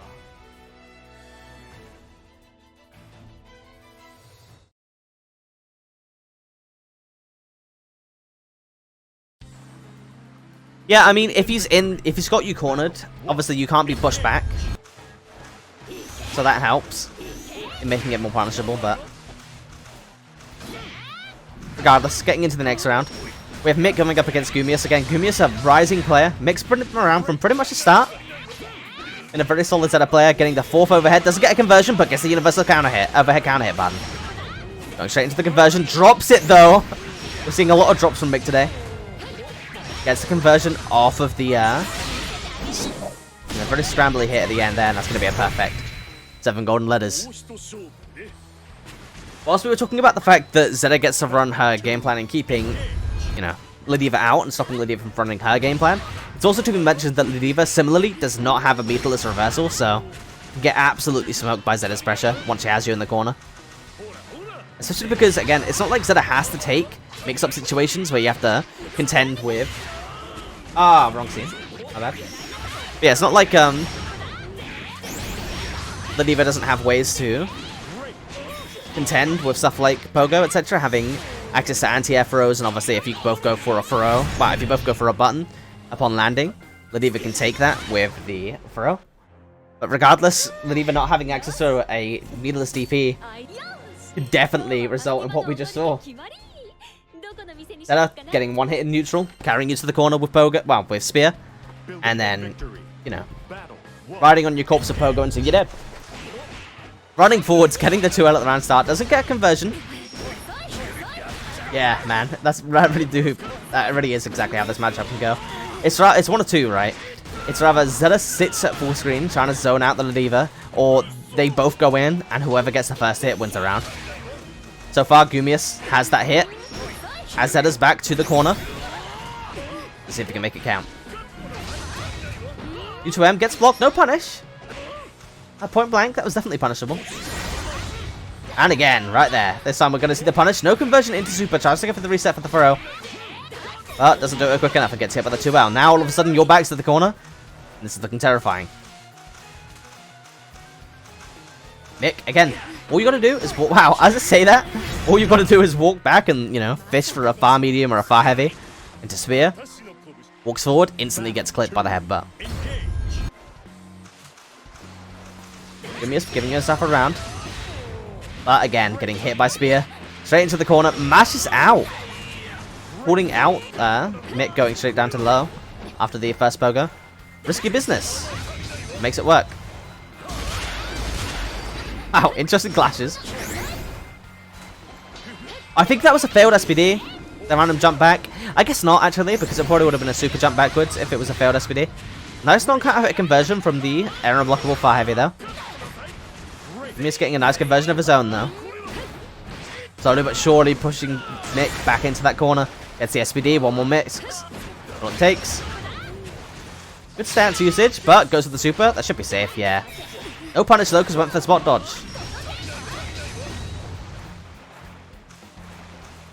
Super is available for Mick. What's going to take his, you know, one hit. No conversion coming out from Gumius there, though, but gets the 2H. You can't go for neutral stats, man. This is one of the things when you're playing against Zeta, right? A lot of people ask, you know, what should you learn? You can honestly really easily cover all of the timings for all of the follow-ups out of stance with 2 heavy for most characters in the game. Even a character like the Ladiva, who has an 11 frame. The Diva also has interesting ways to deal with it, with anti-Afro, stuff like that. Keep it simple, stupid. Neutral stance is not something that you can get away with unless the opponent's not aware or is not expecting it. But this is looking very similar to the first match. Gumius being put into the corner really early on. The follow-up stance are unarmored as well, so that's why you saw far medium stuff it out. But you're in the mixer now. This is going to be a block super. Oh, never mind. No block super. Doesn't have the safe jump on lock and gets punished. The recovery on that laser is really high. So, really have to be careful throwing that out. Especially if the lever's going for the grappler jumps. Mick winning that scramble though. Getting the walk under. And leaving Gumius' corpse in the corner. Match point. Yeah, for sure, man. Gumius is actually getting known for his anti-airs at this point. Really consistent at hitting them, and the conversions that follow afterwards. Nice, back dash just to cool out the throw from the Diva. You don't see that very often. It's a Bennett special. I'm not sure why Mick always goes for that confirm. He probably could have gotten like a full combo instead of the air sequence afterwards. Wow, this is dead though. And this is the SPD call with Super. Gumius. He's been rising through the ranks, but hard to contend for a player like Mick.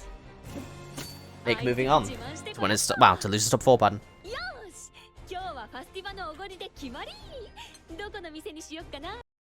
Alright, so next up is going to be Paddu against Enoch. Paddu against Enoch is going to be a battle of titans, man. Both of these players have been around for as long as I can remember, but I'd personally say Paddu has the edge, but Percival is no joke this patch, man. He really isn't. You can blink and the round's over. Especially because at certain ranges, it's really hard for Matera to do much. Regardless, let's see how Paddu deals with it. You know, if I have faith that if anyone is to know how to deal with the character, it's gonna be Paddu.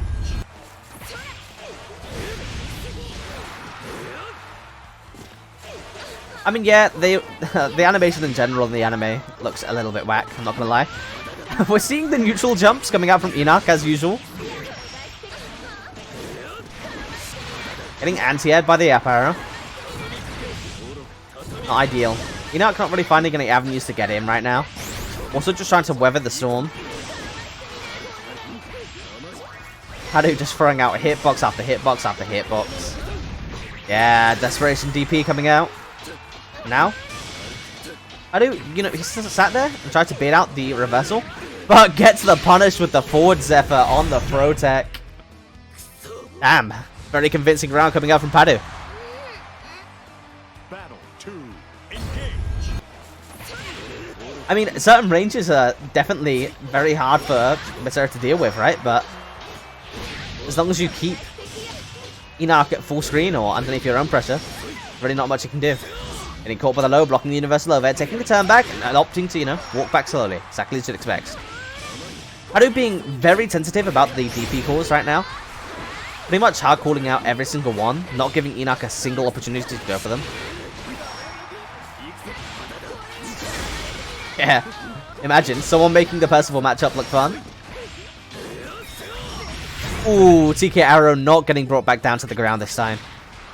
Taking out Enoch in a very, very, very quick first match. Believe in victory. Battle 1. Engage. You know, TK Arrow, the Paddu classic for sure. You see lots of other Materas going for universal overheads a lot, but TK Arrow, man, I didn't even know that it was a thing until I saw Paddu play a while ago. And my eyes were opened. Such a great starter. Is that going to be dead? Surely. Nah, I thought so. Man, getting the 7 golden letters though. He needs a super to kill. Battle 2. Enoch's really struggling to find an avenue for attack right now though. Finally getting going. Lots of forward jumps coming out. Blocks DK Arrow, but the DP ends up getting punished. Again, Paddu's basically able to play incredibly patient right now. Not really that afraid of anything Enoch's got going on. But getting thrown as a result. We should probably see some more command throws from Enoch, if we're honest, once he manages to get on top of Paddu. That's a rare occasion. Getting the DP. Finally, a successful one. Super jump? Wow, neutral super jump there. But, nice. Enoch taking it around. Getting the engine revving. Getting nice and warm. Battle 3. Engage. Lots of whiff buttons coming out from Percival right now. Not what you want to be seeing. Hey, Chris, how you doing, man? Ooh. Drops the... Wow. Goes for a reset or a drop there. Gets punished almost instantly. Talked about wanting to see more command throw, but... ends up whiffing, and now he's in the corner. One touch will do it for Paddu. Ivy connecting, and now neutral's been reduced to pretty much just a slew of jumps. Both players, you know, grasping for any hit to connect. SSBA getting called in. Pushback might not even make this safe. It is Misera at the end of the day. It was safe, but jumps up, gets hit by the air unblockable up arrow, gets sent right back down to the ground. Paddu gonna be joining Mick over in losers finals, losers semis, pardon. Well, that was over as quickly as it started. Jesus. Now then, going into our top 3. Wow, top 4, pardon. We're going to go back up to winners finals. I feel like Rixer and Deviants have been waiting long enough.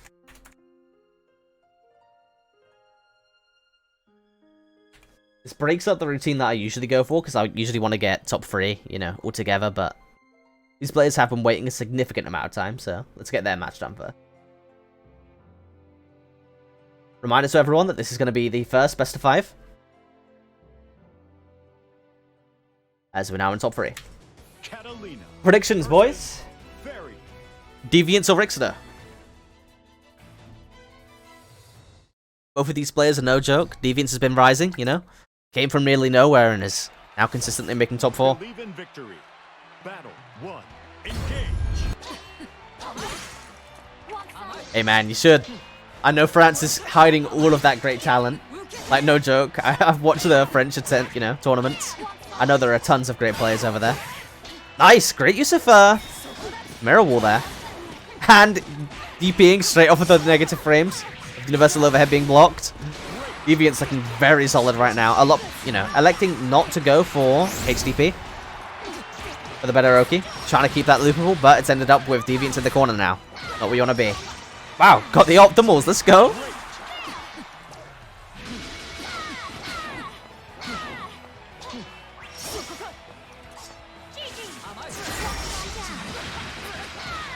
Yeah, Stubbsy, let's go. Said it before, but you have good taste. Didn't know you were a cat player. Another, you know, indictment towards your good taste.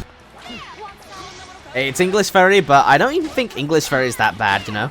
There are lots of characters that are an actual sin to use in English, but I really don't think Fairy's one of them. Nice, good counter hit confirm. Next over is back to the corner. Let's see if Deviants can't stop him from getting out this time. Nice, good use of 5U. That was incredibly minor, so I'm pretty sure Rickster could have punished with Firelight there. Ooh, DP lands on top of the Beppa, on the GG, pardon. And now we get to see Momo. And he's got the optimals unlocked. Let's go, Rickster. First match going over to Rickster. Already have all the discipline you need. Believe in victory. Battle 1. And yeah, English Luane's also a pretty good one. I actually think English Luane's like one of the only ones that I think I prefer to the Japanese. Gotta hear the memes, you know? Good forward roll from Deviants, taking his turn back, but getting hit by the 2U. Nice TP. Ooh. Okay, so what you saw Deviants go for the 2M there, he was trying to convert off of the counter hit droid, but obviously way too far out of the range there. So it looks good to see, you know, him trying to confirm off of the counter hits.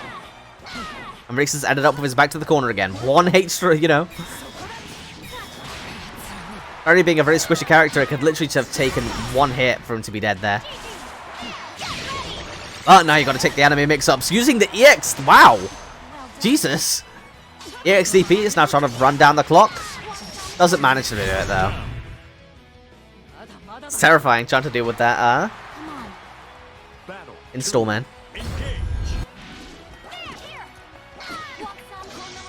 Oh, no, yeah, for sure.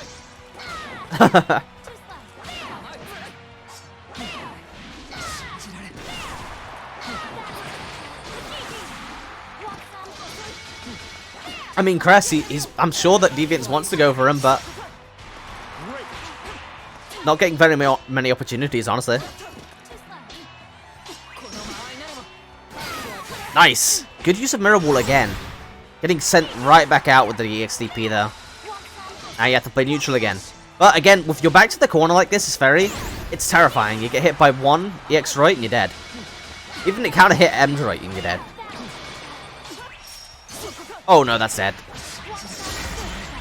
Oh, never mind. Just Alexa go for the setup instead. Gets the instant overhead. Now that's dead. Rick's still playing with his food, but taking the second match incredibly quickly. And with Deviants, I feel like he's incredibly momentum-based, you know? If he gets going, he's unstoppable, but if he doesn't, it can be quite the opposite. I mean, the same could be said for Rickster in all honesty. We've seen him so many times. Once he gets his engine revving, he can look absolutely unfazable.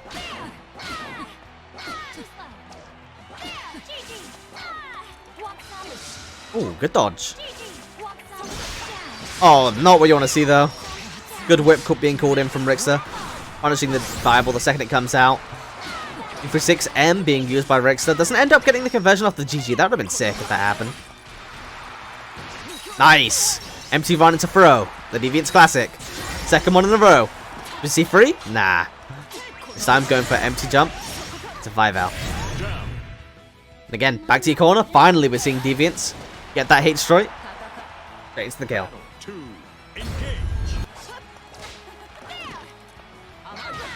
Ooh. Damn, that's so unfortunate. I want to see more empty jumps from Deviants, but obviously it wouldn't have happened in that situation.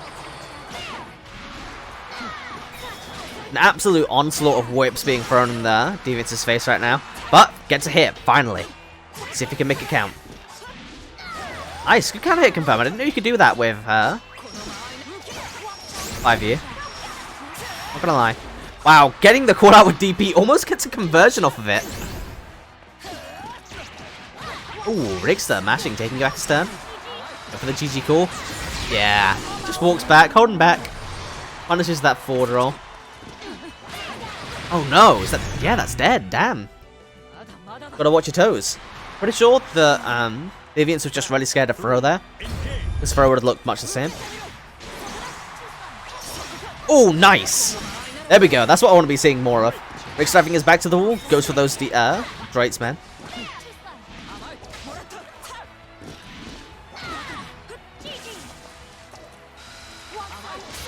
Ah, late forward roll being punished by the whip. And then straight into EX whip. You're in mid-screen again. Rick's double is back to the corner. This is a terrifying place to be in. But one touch could do it for either player at this point. Especially with all the chip coming out from Rick's this time.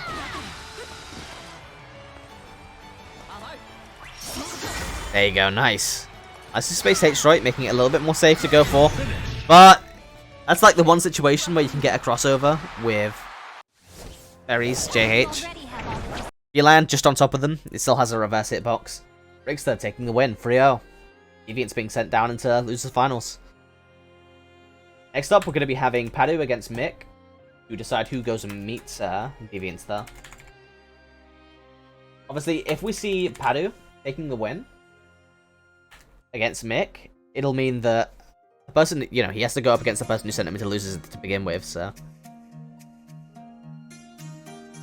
Not the best look.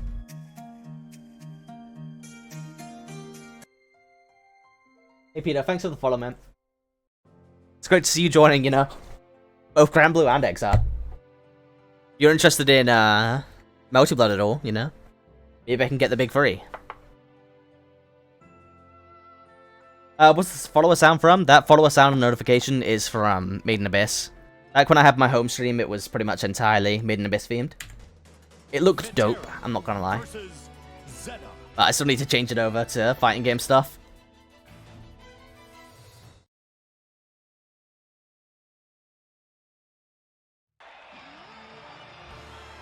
Oh shit, saying Paddu 2-0 already.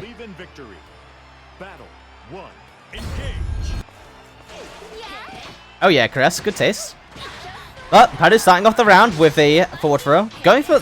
I'm not sure if it's a melee setup or what with the sweep there. God, that's look pretty cool.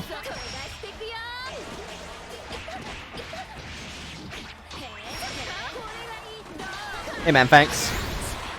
Obviously, can't do it alone. I have my TAs helping me in the background. This time, no one's joining me on commentary, but typically I do have that as well. Help me out. But, you know, more than anything else, shout out to the players, because without them, these tournaments wouldn't run, let alone run so smoothly. They all know what they're doing at this point, so... Paddu poising himself to get the... never mind. Was poising himself to get these 7 golden letters, but now has found himself in the corner. And just as quickly as that round looked like it was over in favor of Paddu, it can look... Wow, never mind. Finding his way out of the corner, that's the one key tool you gotta look for, man. You can find your way out of that corner, you get to live. If you don't, you die.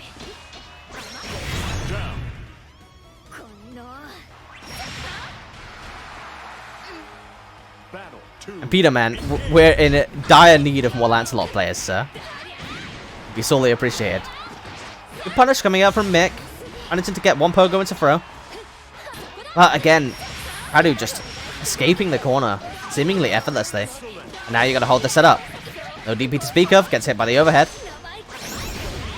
Nice, blocks it, but so doesn't eat a punish, but now you have your back to the corner. Again though, Paddu escaping that situation nearly effortlessly, every time.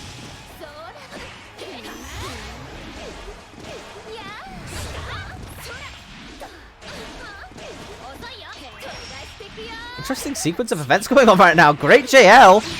Manages to take advantage of the situation afterwards as well, and Paddu taking a very, very quick 1-0. I swear to God, every match of Paddu, I guess it is a little bit, you know, it happens to the fact that both of these characters are glass cannons.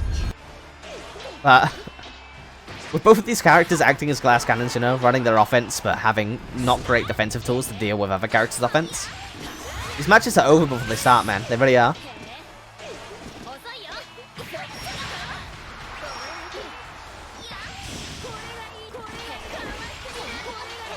Okay, there we go. Get to the low, the butterfly setup. That was literally like the last frame that you could have got that as well. Wow, using 2U for the knockdown. I haven't seen that before. Nice. Mick blocking low this time. Punishing the TK arrow as well.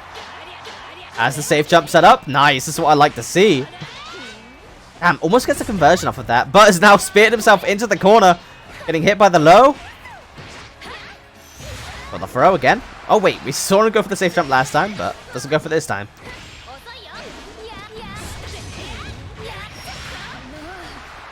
It's hit by the punish, but it's still breathing. Yeah, damn it. Gets clipped by the up arrow, and now Paddu taking himself to match point. Battle 2. Engage. I mean, I hate to break it to you, but the only character that isn't a glass cannon in our top 4 right now is Deviance's Catalina.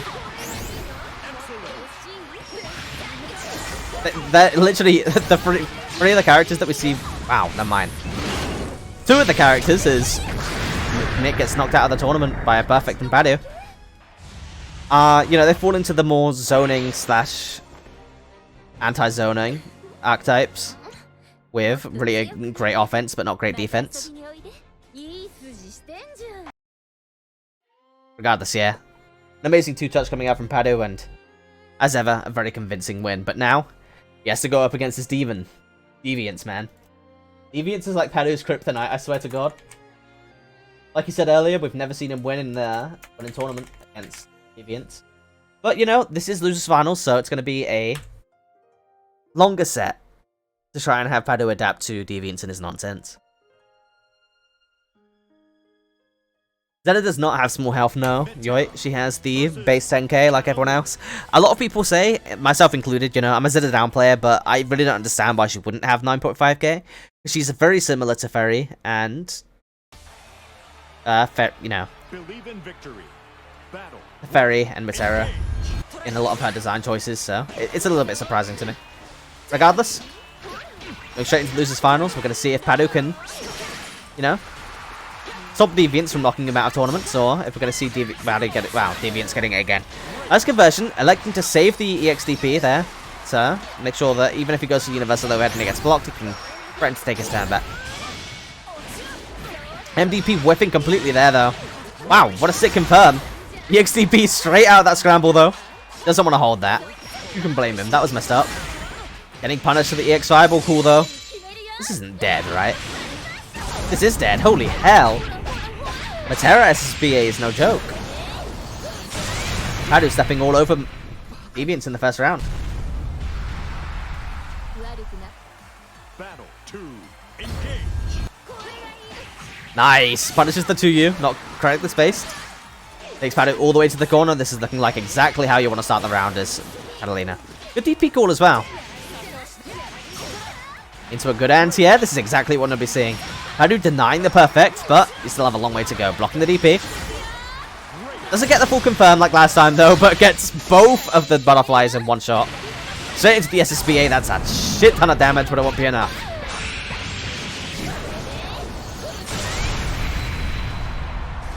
Oh yeah, this game, everyone described it as anime Super Turbo, right? And that's a relatively apt description, to be honest. Oh, TK arrow to beat out the throw, though, the Paddu classic. Deviance was looking solid in that round, but Paddu ending that, you know, really abruptly. Taking back the match. Paddu wins 2 more, he can get revenge on Deviance for setting him down with losers to begin with.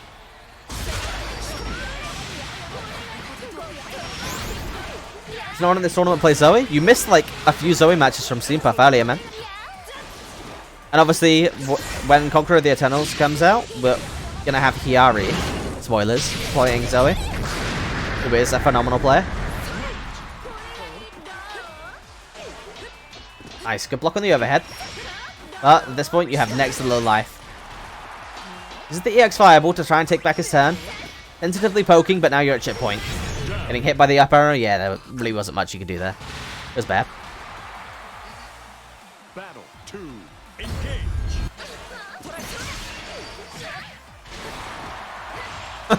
No need to apologize, Green Puff. You put on a good showing, man. Mick's no joke.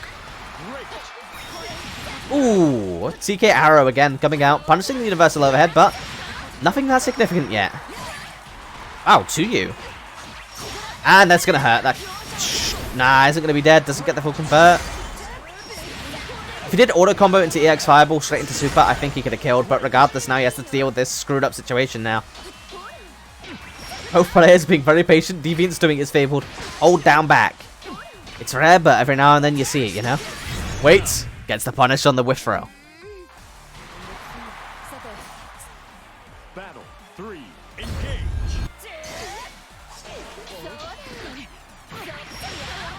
Hey, nice to hear that, Tiger. This is going to be a huge punish. Sarah's got no damage, boys. With 2H, doesn't end up actually getting punished by Deviants, though. Both of them basically just jumping as hard as they can to try and escape that corner. You hold that. Nah, you hold that. Getting the 2U off of the... Oh, we've seen that a couple of times now. Universal overhead bringing the TK arrow back down to the ground, but no full convert. Not quite close enough. Damn, dies to the fire heavy. Paddu, looking like he's going to be meeting Rickster in Grand Finals right now, unless Deviants can steal back the tempo of this match. Is there ever a use? Yeah, I mean, if you're using it and it's at a range where you know you're going to get punished, you can just wait and hope to make them panic, you know, to try and call it out, to go for a jump, etc. Wow, Deviant's bringing out his Jita instead. That's unexpected, and also, I'm not sure if that's smart.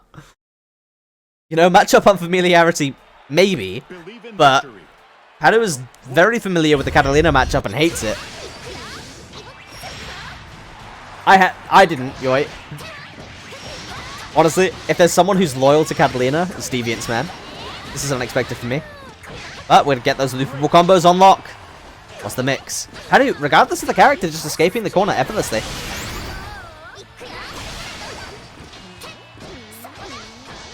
Yeah, he's a avid fish user.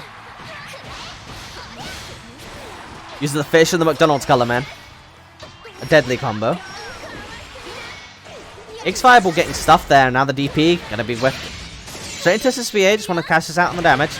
The thing is about Matera as well is A, this SSBA does a shit ton of damage, and B, she has a shit ton of meter build. So her supers can be back up before you even know it.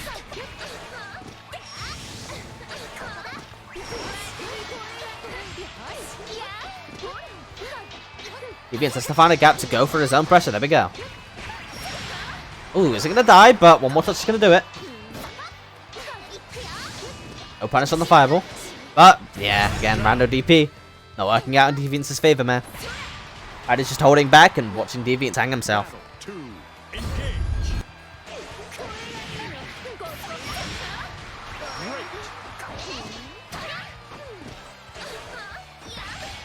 Felt like it was longer than 2 weeks, Shrimpuff, honestly. Ah, the fireball falling just short. But Deviants has the pressure regardless. Doesn't do anything with it because a little bit of unfamiliarity there. Would like to see him have a little bit more control over the corner in general. Paddu's managing to find his way out of it, you know, across both characters, which is not ideal. But now going for the Jita tick throws. Absolutely terrifying with the insane run start up and run speed. Goes for the easy input super and that's all she wrote, you know? Deviants can put one more notch in, he can finally take a match.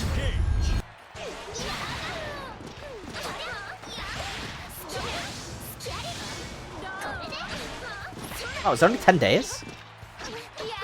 I swear to God, the amount you talked about it made it feel like it was months. Like, no flame. I genuinely feel like it was like a month or so. Gonna go for the 2H here. Goes to the reset instead.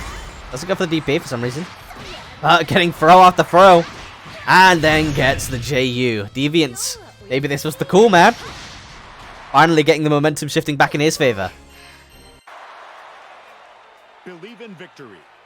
Battle 1. Engage. Oh, it was 16, not 10. I don't know why my brain read that as 10, man. I can't lie. Yeah, let's go, Jita. Jita's definitely got to be my next emote. Like a McDonald's cheater or something.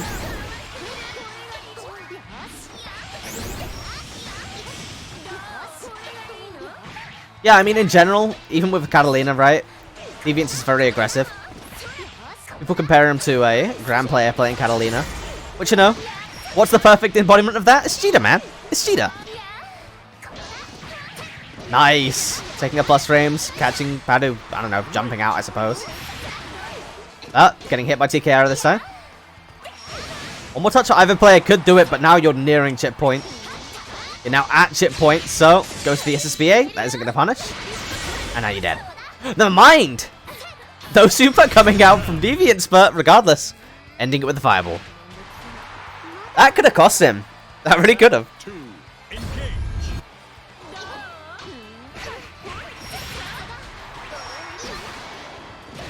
EP getting punished. The butterfly already set up. Damn, doesn't get the conversion. Good blocks coming out from Deviants. Let's go. Getting hit by the overhead. No serious conversion, but gets hit by the scramble. Arrow afterwards. Again, no significant conversions coming out for either player right now. Just a lot of everything being spent right now. Nice. Lands, instantly gets the DP. DK arrow. That should be dead. Swear to God, man. You're trying for a Matera.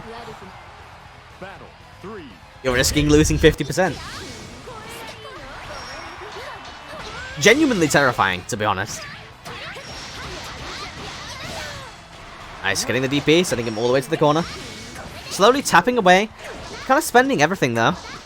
Doesn't have Wrecker to keep the pressure going. Gets a knockdown with Wrecker, though. Ah, nice. Good confirm.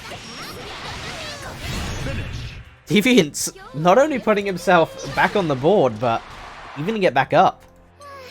2-2. Oh no! Are we gonna see Paddu Lowain? Yo! What are we gonna see? Lowain! It is!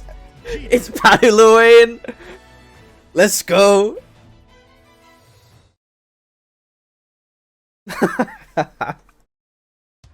Alright, so this was an unexpected turn for the event. I'm not gonna lie. Who would have thought that we'd be seeing Lowain Jita for our losers finals? Blocking the DP though, you know, that thing never changes, doesn't matter what character you play. Nice! DU connects, ends up getting the conversion straight into the corner. Gonna get the 2U. Wow. Continuing the combo for no reason. Works out. It's not like you've got to be scared of a DP or anything, so why not? Nice, good confirm off the 2U. Probably going to see HBA coming in soon. Nah, never mind, gets caught. It's probably going to be a Yiki call. Let's hear it at the end. Ooh, throws the DP. And here we go. Yiki, Yiki, Yiki! No Japanese, no English voice though, so we don't actually get the line. Feels bad, man. Nice. Electing to use Storm a lot just to keep Dita on the other side of the screen. You're not Catalina, you can't punish with Droid at that range. But Deviants taking the round. We're now at match point on the opposite end. Punishing the EX Awesome Source. I believe that's supposed to be safe, right? So.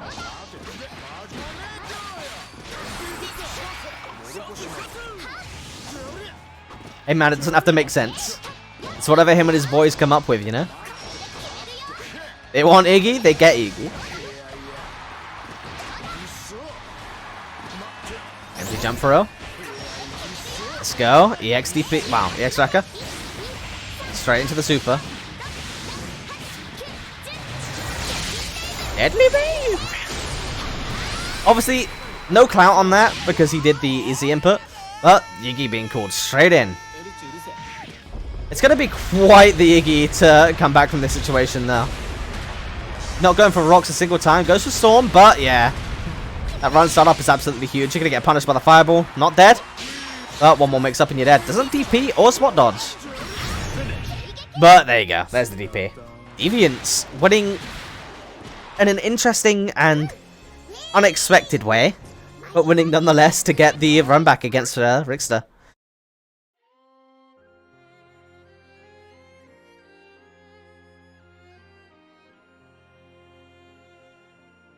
Oh, that was interesting.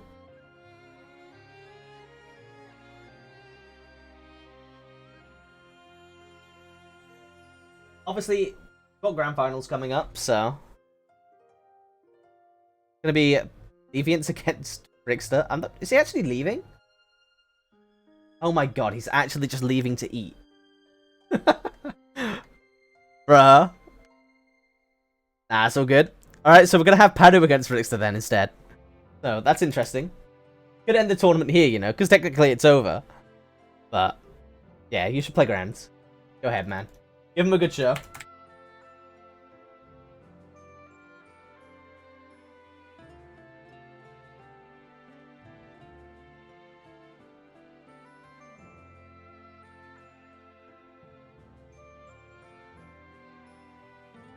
I mean, that was an interesting round in general, so I'm not going to be upset.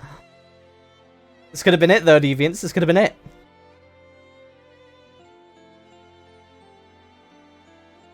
I'm convinced at this point that if it wasn't for Ramadan, we'd actually be seeing Deviants take events, you know? It's the fasting, man. Takes it out of him. We get to see filled up Deviants, you know? El Forma Fanal.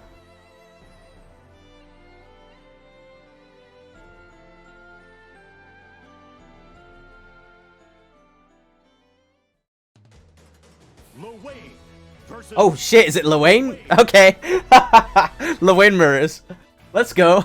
I mean, this event was a bit of a trip to begin with, you know? We had the DC earlier. Wow, not the DC, the stream turning off earlier. We have the tournament banned Luane color. We have a very interesting top 3. We'll leave it in interesting.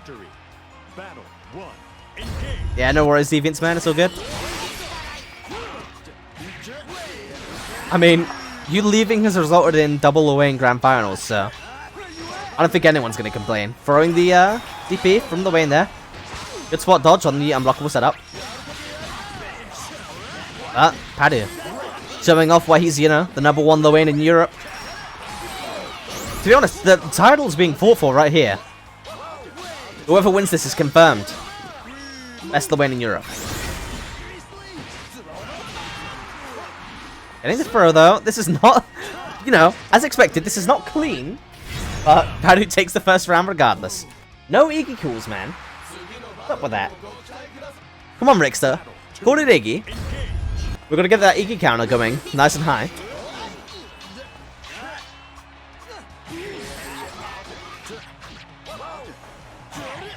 Nice. Great air-to-air. Let's go. Both of them taking a minute. Gotta get those snacks. Getting the for a reset. This is looking dominant from Paddu right now. Good reversal though, beating out the universal overhead. Yeah, they can never super, except for the fact that fucking one of them was nearly full HP, so. You gotta, man. It doesn't matter that you shouldn't, you gotta.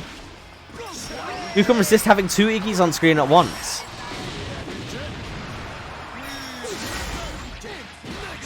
Yeah, I mean, honestly, I feel like Gold Luane has the advantage in this matchup, you know? Harder to read EXs and stuff like that. Here we go! Iggy, Iggy, Iggy! See? Paddu knows how to play Luane. Can't use super. Nice! Refusing to chip him out, and then using rocks to push him away. Unironically smart. HVA coming in behind the Catalina bot, and yeah, you're just going to get chipped out. Even if you spot dodge there, you were doomed. I mean, I love that, though. Refusing to chip him down for far enough that Rickster can call in his own Iggy. Genius. Need more of that in my life.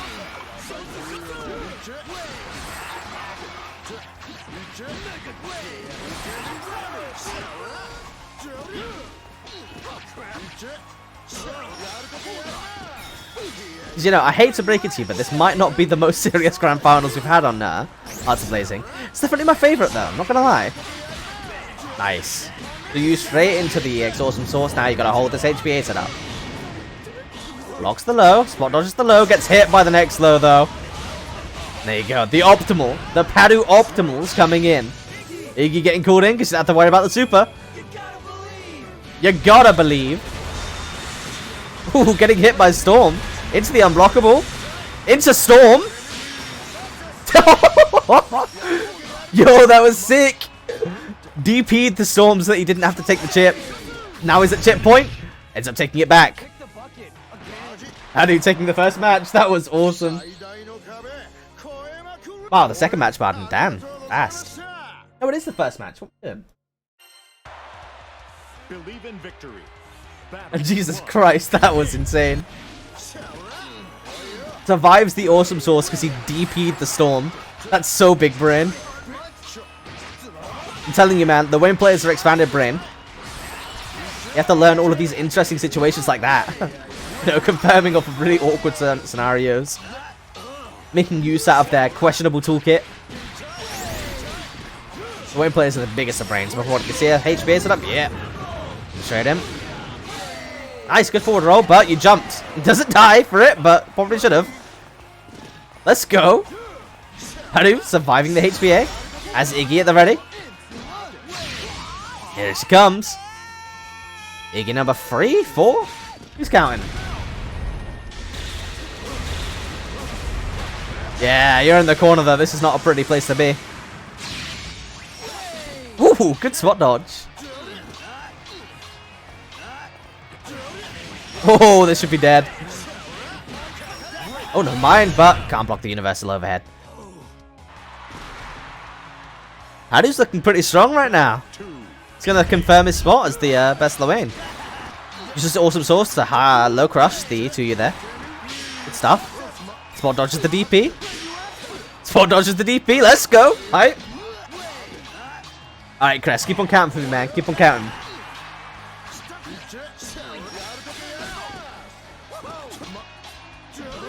I never thought we'd be seeing double Rio Grand Finals, I'm not gonna lie.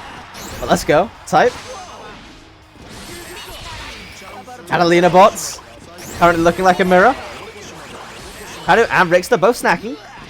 But Rixter not committing to it, you know. Bit of a shame, to be honest. Wow! Gets the back throw. So many throws coming out right now. Good staggers coming out, but gets called out by Rixter. Well, Woodrose to try and catch him with the Catalina bot. That would have been huge brain. Obviously, the block button does exist, but he uses that thing anyway, you know? It's for cheaters.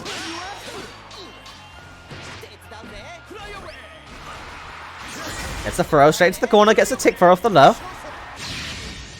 Yeah, Desperation Iggy being called in. Let's see what he does with it. I'm interested. You gotta believe, man.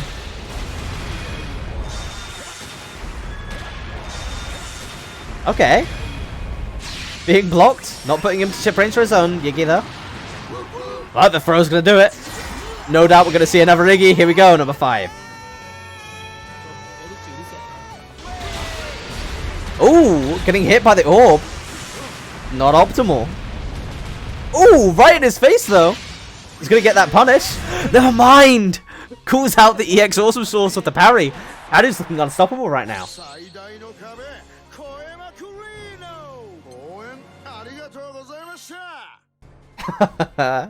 Cheers, bros. Let's go. I mean, needless to say, this match is getting highlighted. Gonna go down, you know, immortalized in history with as the one Wayne mirror in HAB. Never gonna see this again, boys. This is fabled. Oh wow, bad throw. No significant punish though. DPs himself back into the corner. So again, the only time that you're really going to see DP used effectively in this matchup is as a punish on specials and jump-ins. But so far, Paddu's been doing a phenomenal job of it. But he's 1 round away from resetting this bracket. They're giving us, you know, 3 more matches of Lane height. Wow, potentially more than that, even. Christ.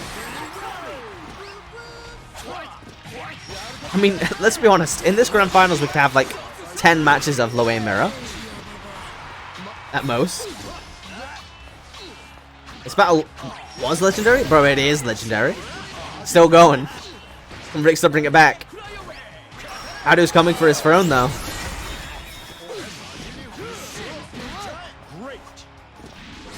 You know what? It would have been even better if both of the players hopped onto their low-end ults, you know? Bros before hose. Where's he at? Wow, running him down, getting the 2U. Is that dead? Nah, but again, the setup afterwards is pretty much unstoppable. Is that actually unblockable? I'd believe it, because obviously you're falling into the setup. But I guess you could maybe spot dodge right at the start. Oh, damn. Rigster bailing out. Doesn't want to lose his title. Yeah, you can dodge a second you land, makes sense. Yeah, sure. If you read the rules for my tournament, it does say that character switches are readily available. Like, you can do it whenever you want. If you lose, you can switch. If you win, you can switch. It's not traditional, but I'm fine with it. Alright, so now we're going to see the Rio Grand Finals. I guess.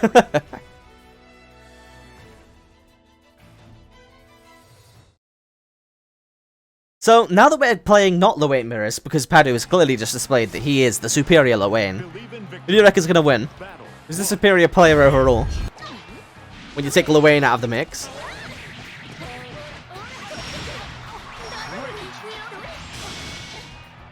Yeah, Deviants. You think Deviants is going to win? I think he would win if he wasn't too busy, you know, refilling for Ramadan.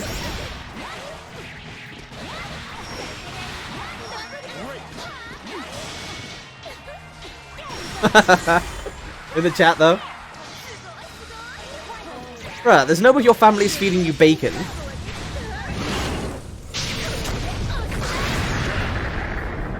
long as we're together, we can still win. Yeah. Battle 2, engage. That's fair, that's fair. Just a little bit, you know, off topic, I guess. Regardless, Paddu takes the first round and has now got Rigster in the corner. This is not what you want to be. Jesus Christ, the damage is going to go for the reset now. I swear to God, Matera combos go on for like 10 times longer than you'd expect. Nice, gets the low, straight into the instant overhead. Now, Paddu's back's in the corner.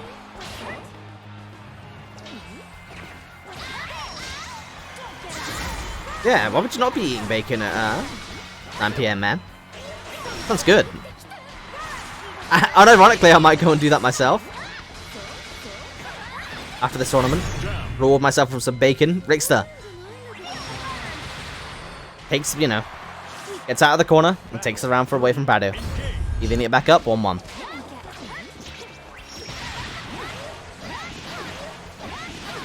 Alright, good damage. Blocks the overhead, but gets thrown. In come the butterflies, but DP is answered swiftly. Getting hit by the low arrow though. Now you're back in the exact same position as last time, but without the butterflies. Nice, good match of the Firelight. Obviously, you don't get much from that as Furry. Once you get back into the GG, get your chip.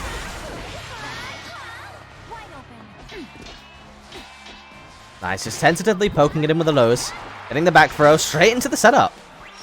Again, I hadn't seen him do this with 2U before, but now I'm seeing it all the time. Paddu taking the first match, 2 more away from winning the tournament. To be honest, after the Lowain matches, you know, he deserves it. Battle 1, engage.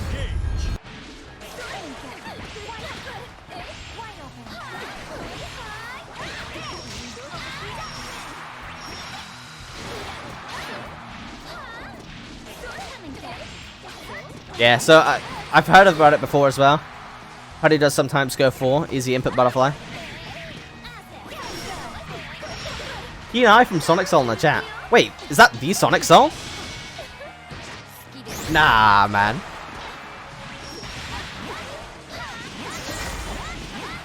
Oh, damn. Well, regardless, you're coming at a good point, man. The best Matera in an egg. You know, watching the best Matera in EU. Sizing him up. Seeing what EU's got to offer. Don't worry about it, Crest. Regardless, Paddu's doing a phenomenal job as usual. Reoed him with the win, and now's moved back onto his Matera. Misses the throw though, this is not ideal. Rixer can find a way out with the DP again and hold Paddu back into that corner. Could be over, but regardless, gets the Seer. 7 golden letters coming in again. Paddu looking really dominant right now. Again, when he has that momentum going, there's very little that can stop him. Battle 1. Engage. Yeah, shut the stream down, boys.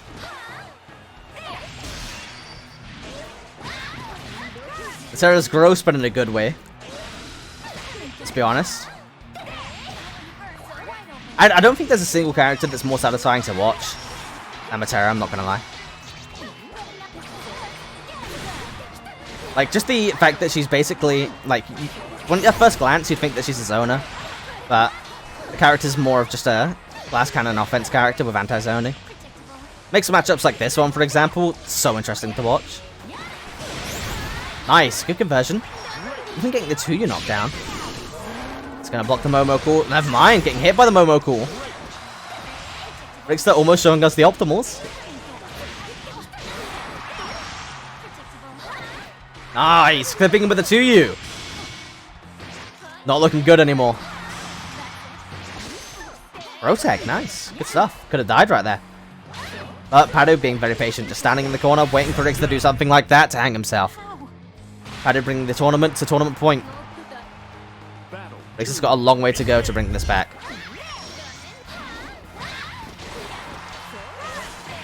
Nice, getting the Zephyr in as well. Paddu's got the reads. Nice, good forward roll though. Rixter's showing it's definitely still got signs of life in him.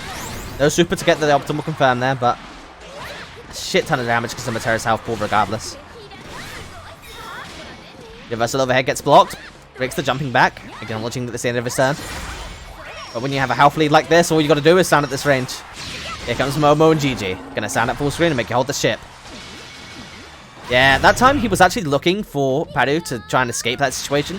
Because it's such a classic, well-known situation, right? You get the GG call, you get the Momo call, and then you stand at full screen to make sure that you can't run anywhere. Knows that Paddu's going to be looking for the one avenue that you can go, which is forwards. You don't want to put yourself at chip point against the very full screen, for obvious reasons. Nice! Zephyr blocks the DP. TK arrow doesn't end up connecting that time. Gets a throw. Goes low. It's going to be a big damage starter.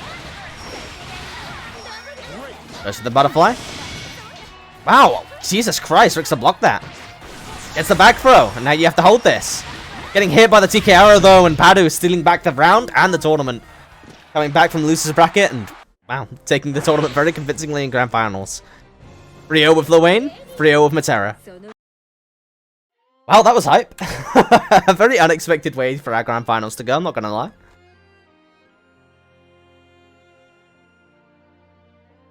But regardless, this has been one of the more interesting Hearts of Blazings, you know. We run them every Friday, but this one was a little bit middling in terms of, you know, there's only one commentator, a little less attendance than usual, and a little bit less viewership than usual, but it was not short of talent or interesting matches, that's for sure. We had players like Gumius making a good showing, and then we obviously had Deviants dropping out to go and eat some, you know, bacon mid-fasting, apparently, you know, because very conflicting messages coming in there. But the Lil mirror will go down in history, you know.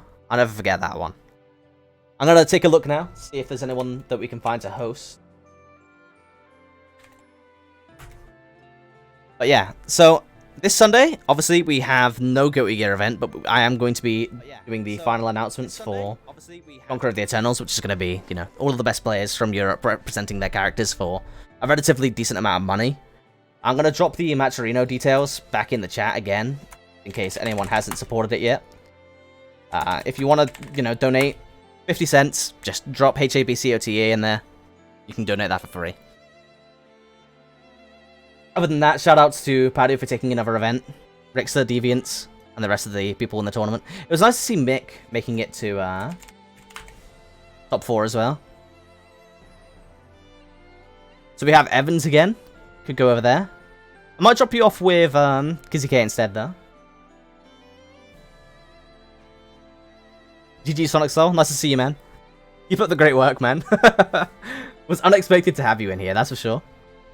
But Scoping out the talent. I see you. Want to see what Europe's got to offer in the Matera front. Regardless, thank you to everyone for tuning into the stream. It's been a great one. A very cozy one, you know.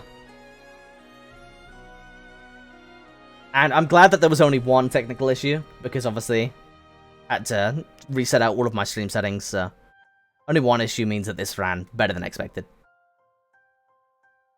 I'll leave you off with Kazuke now, though. Classic.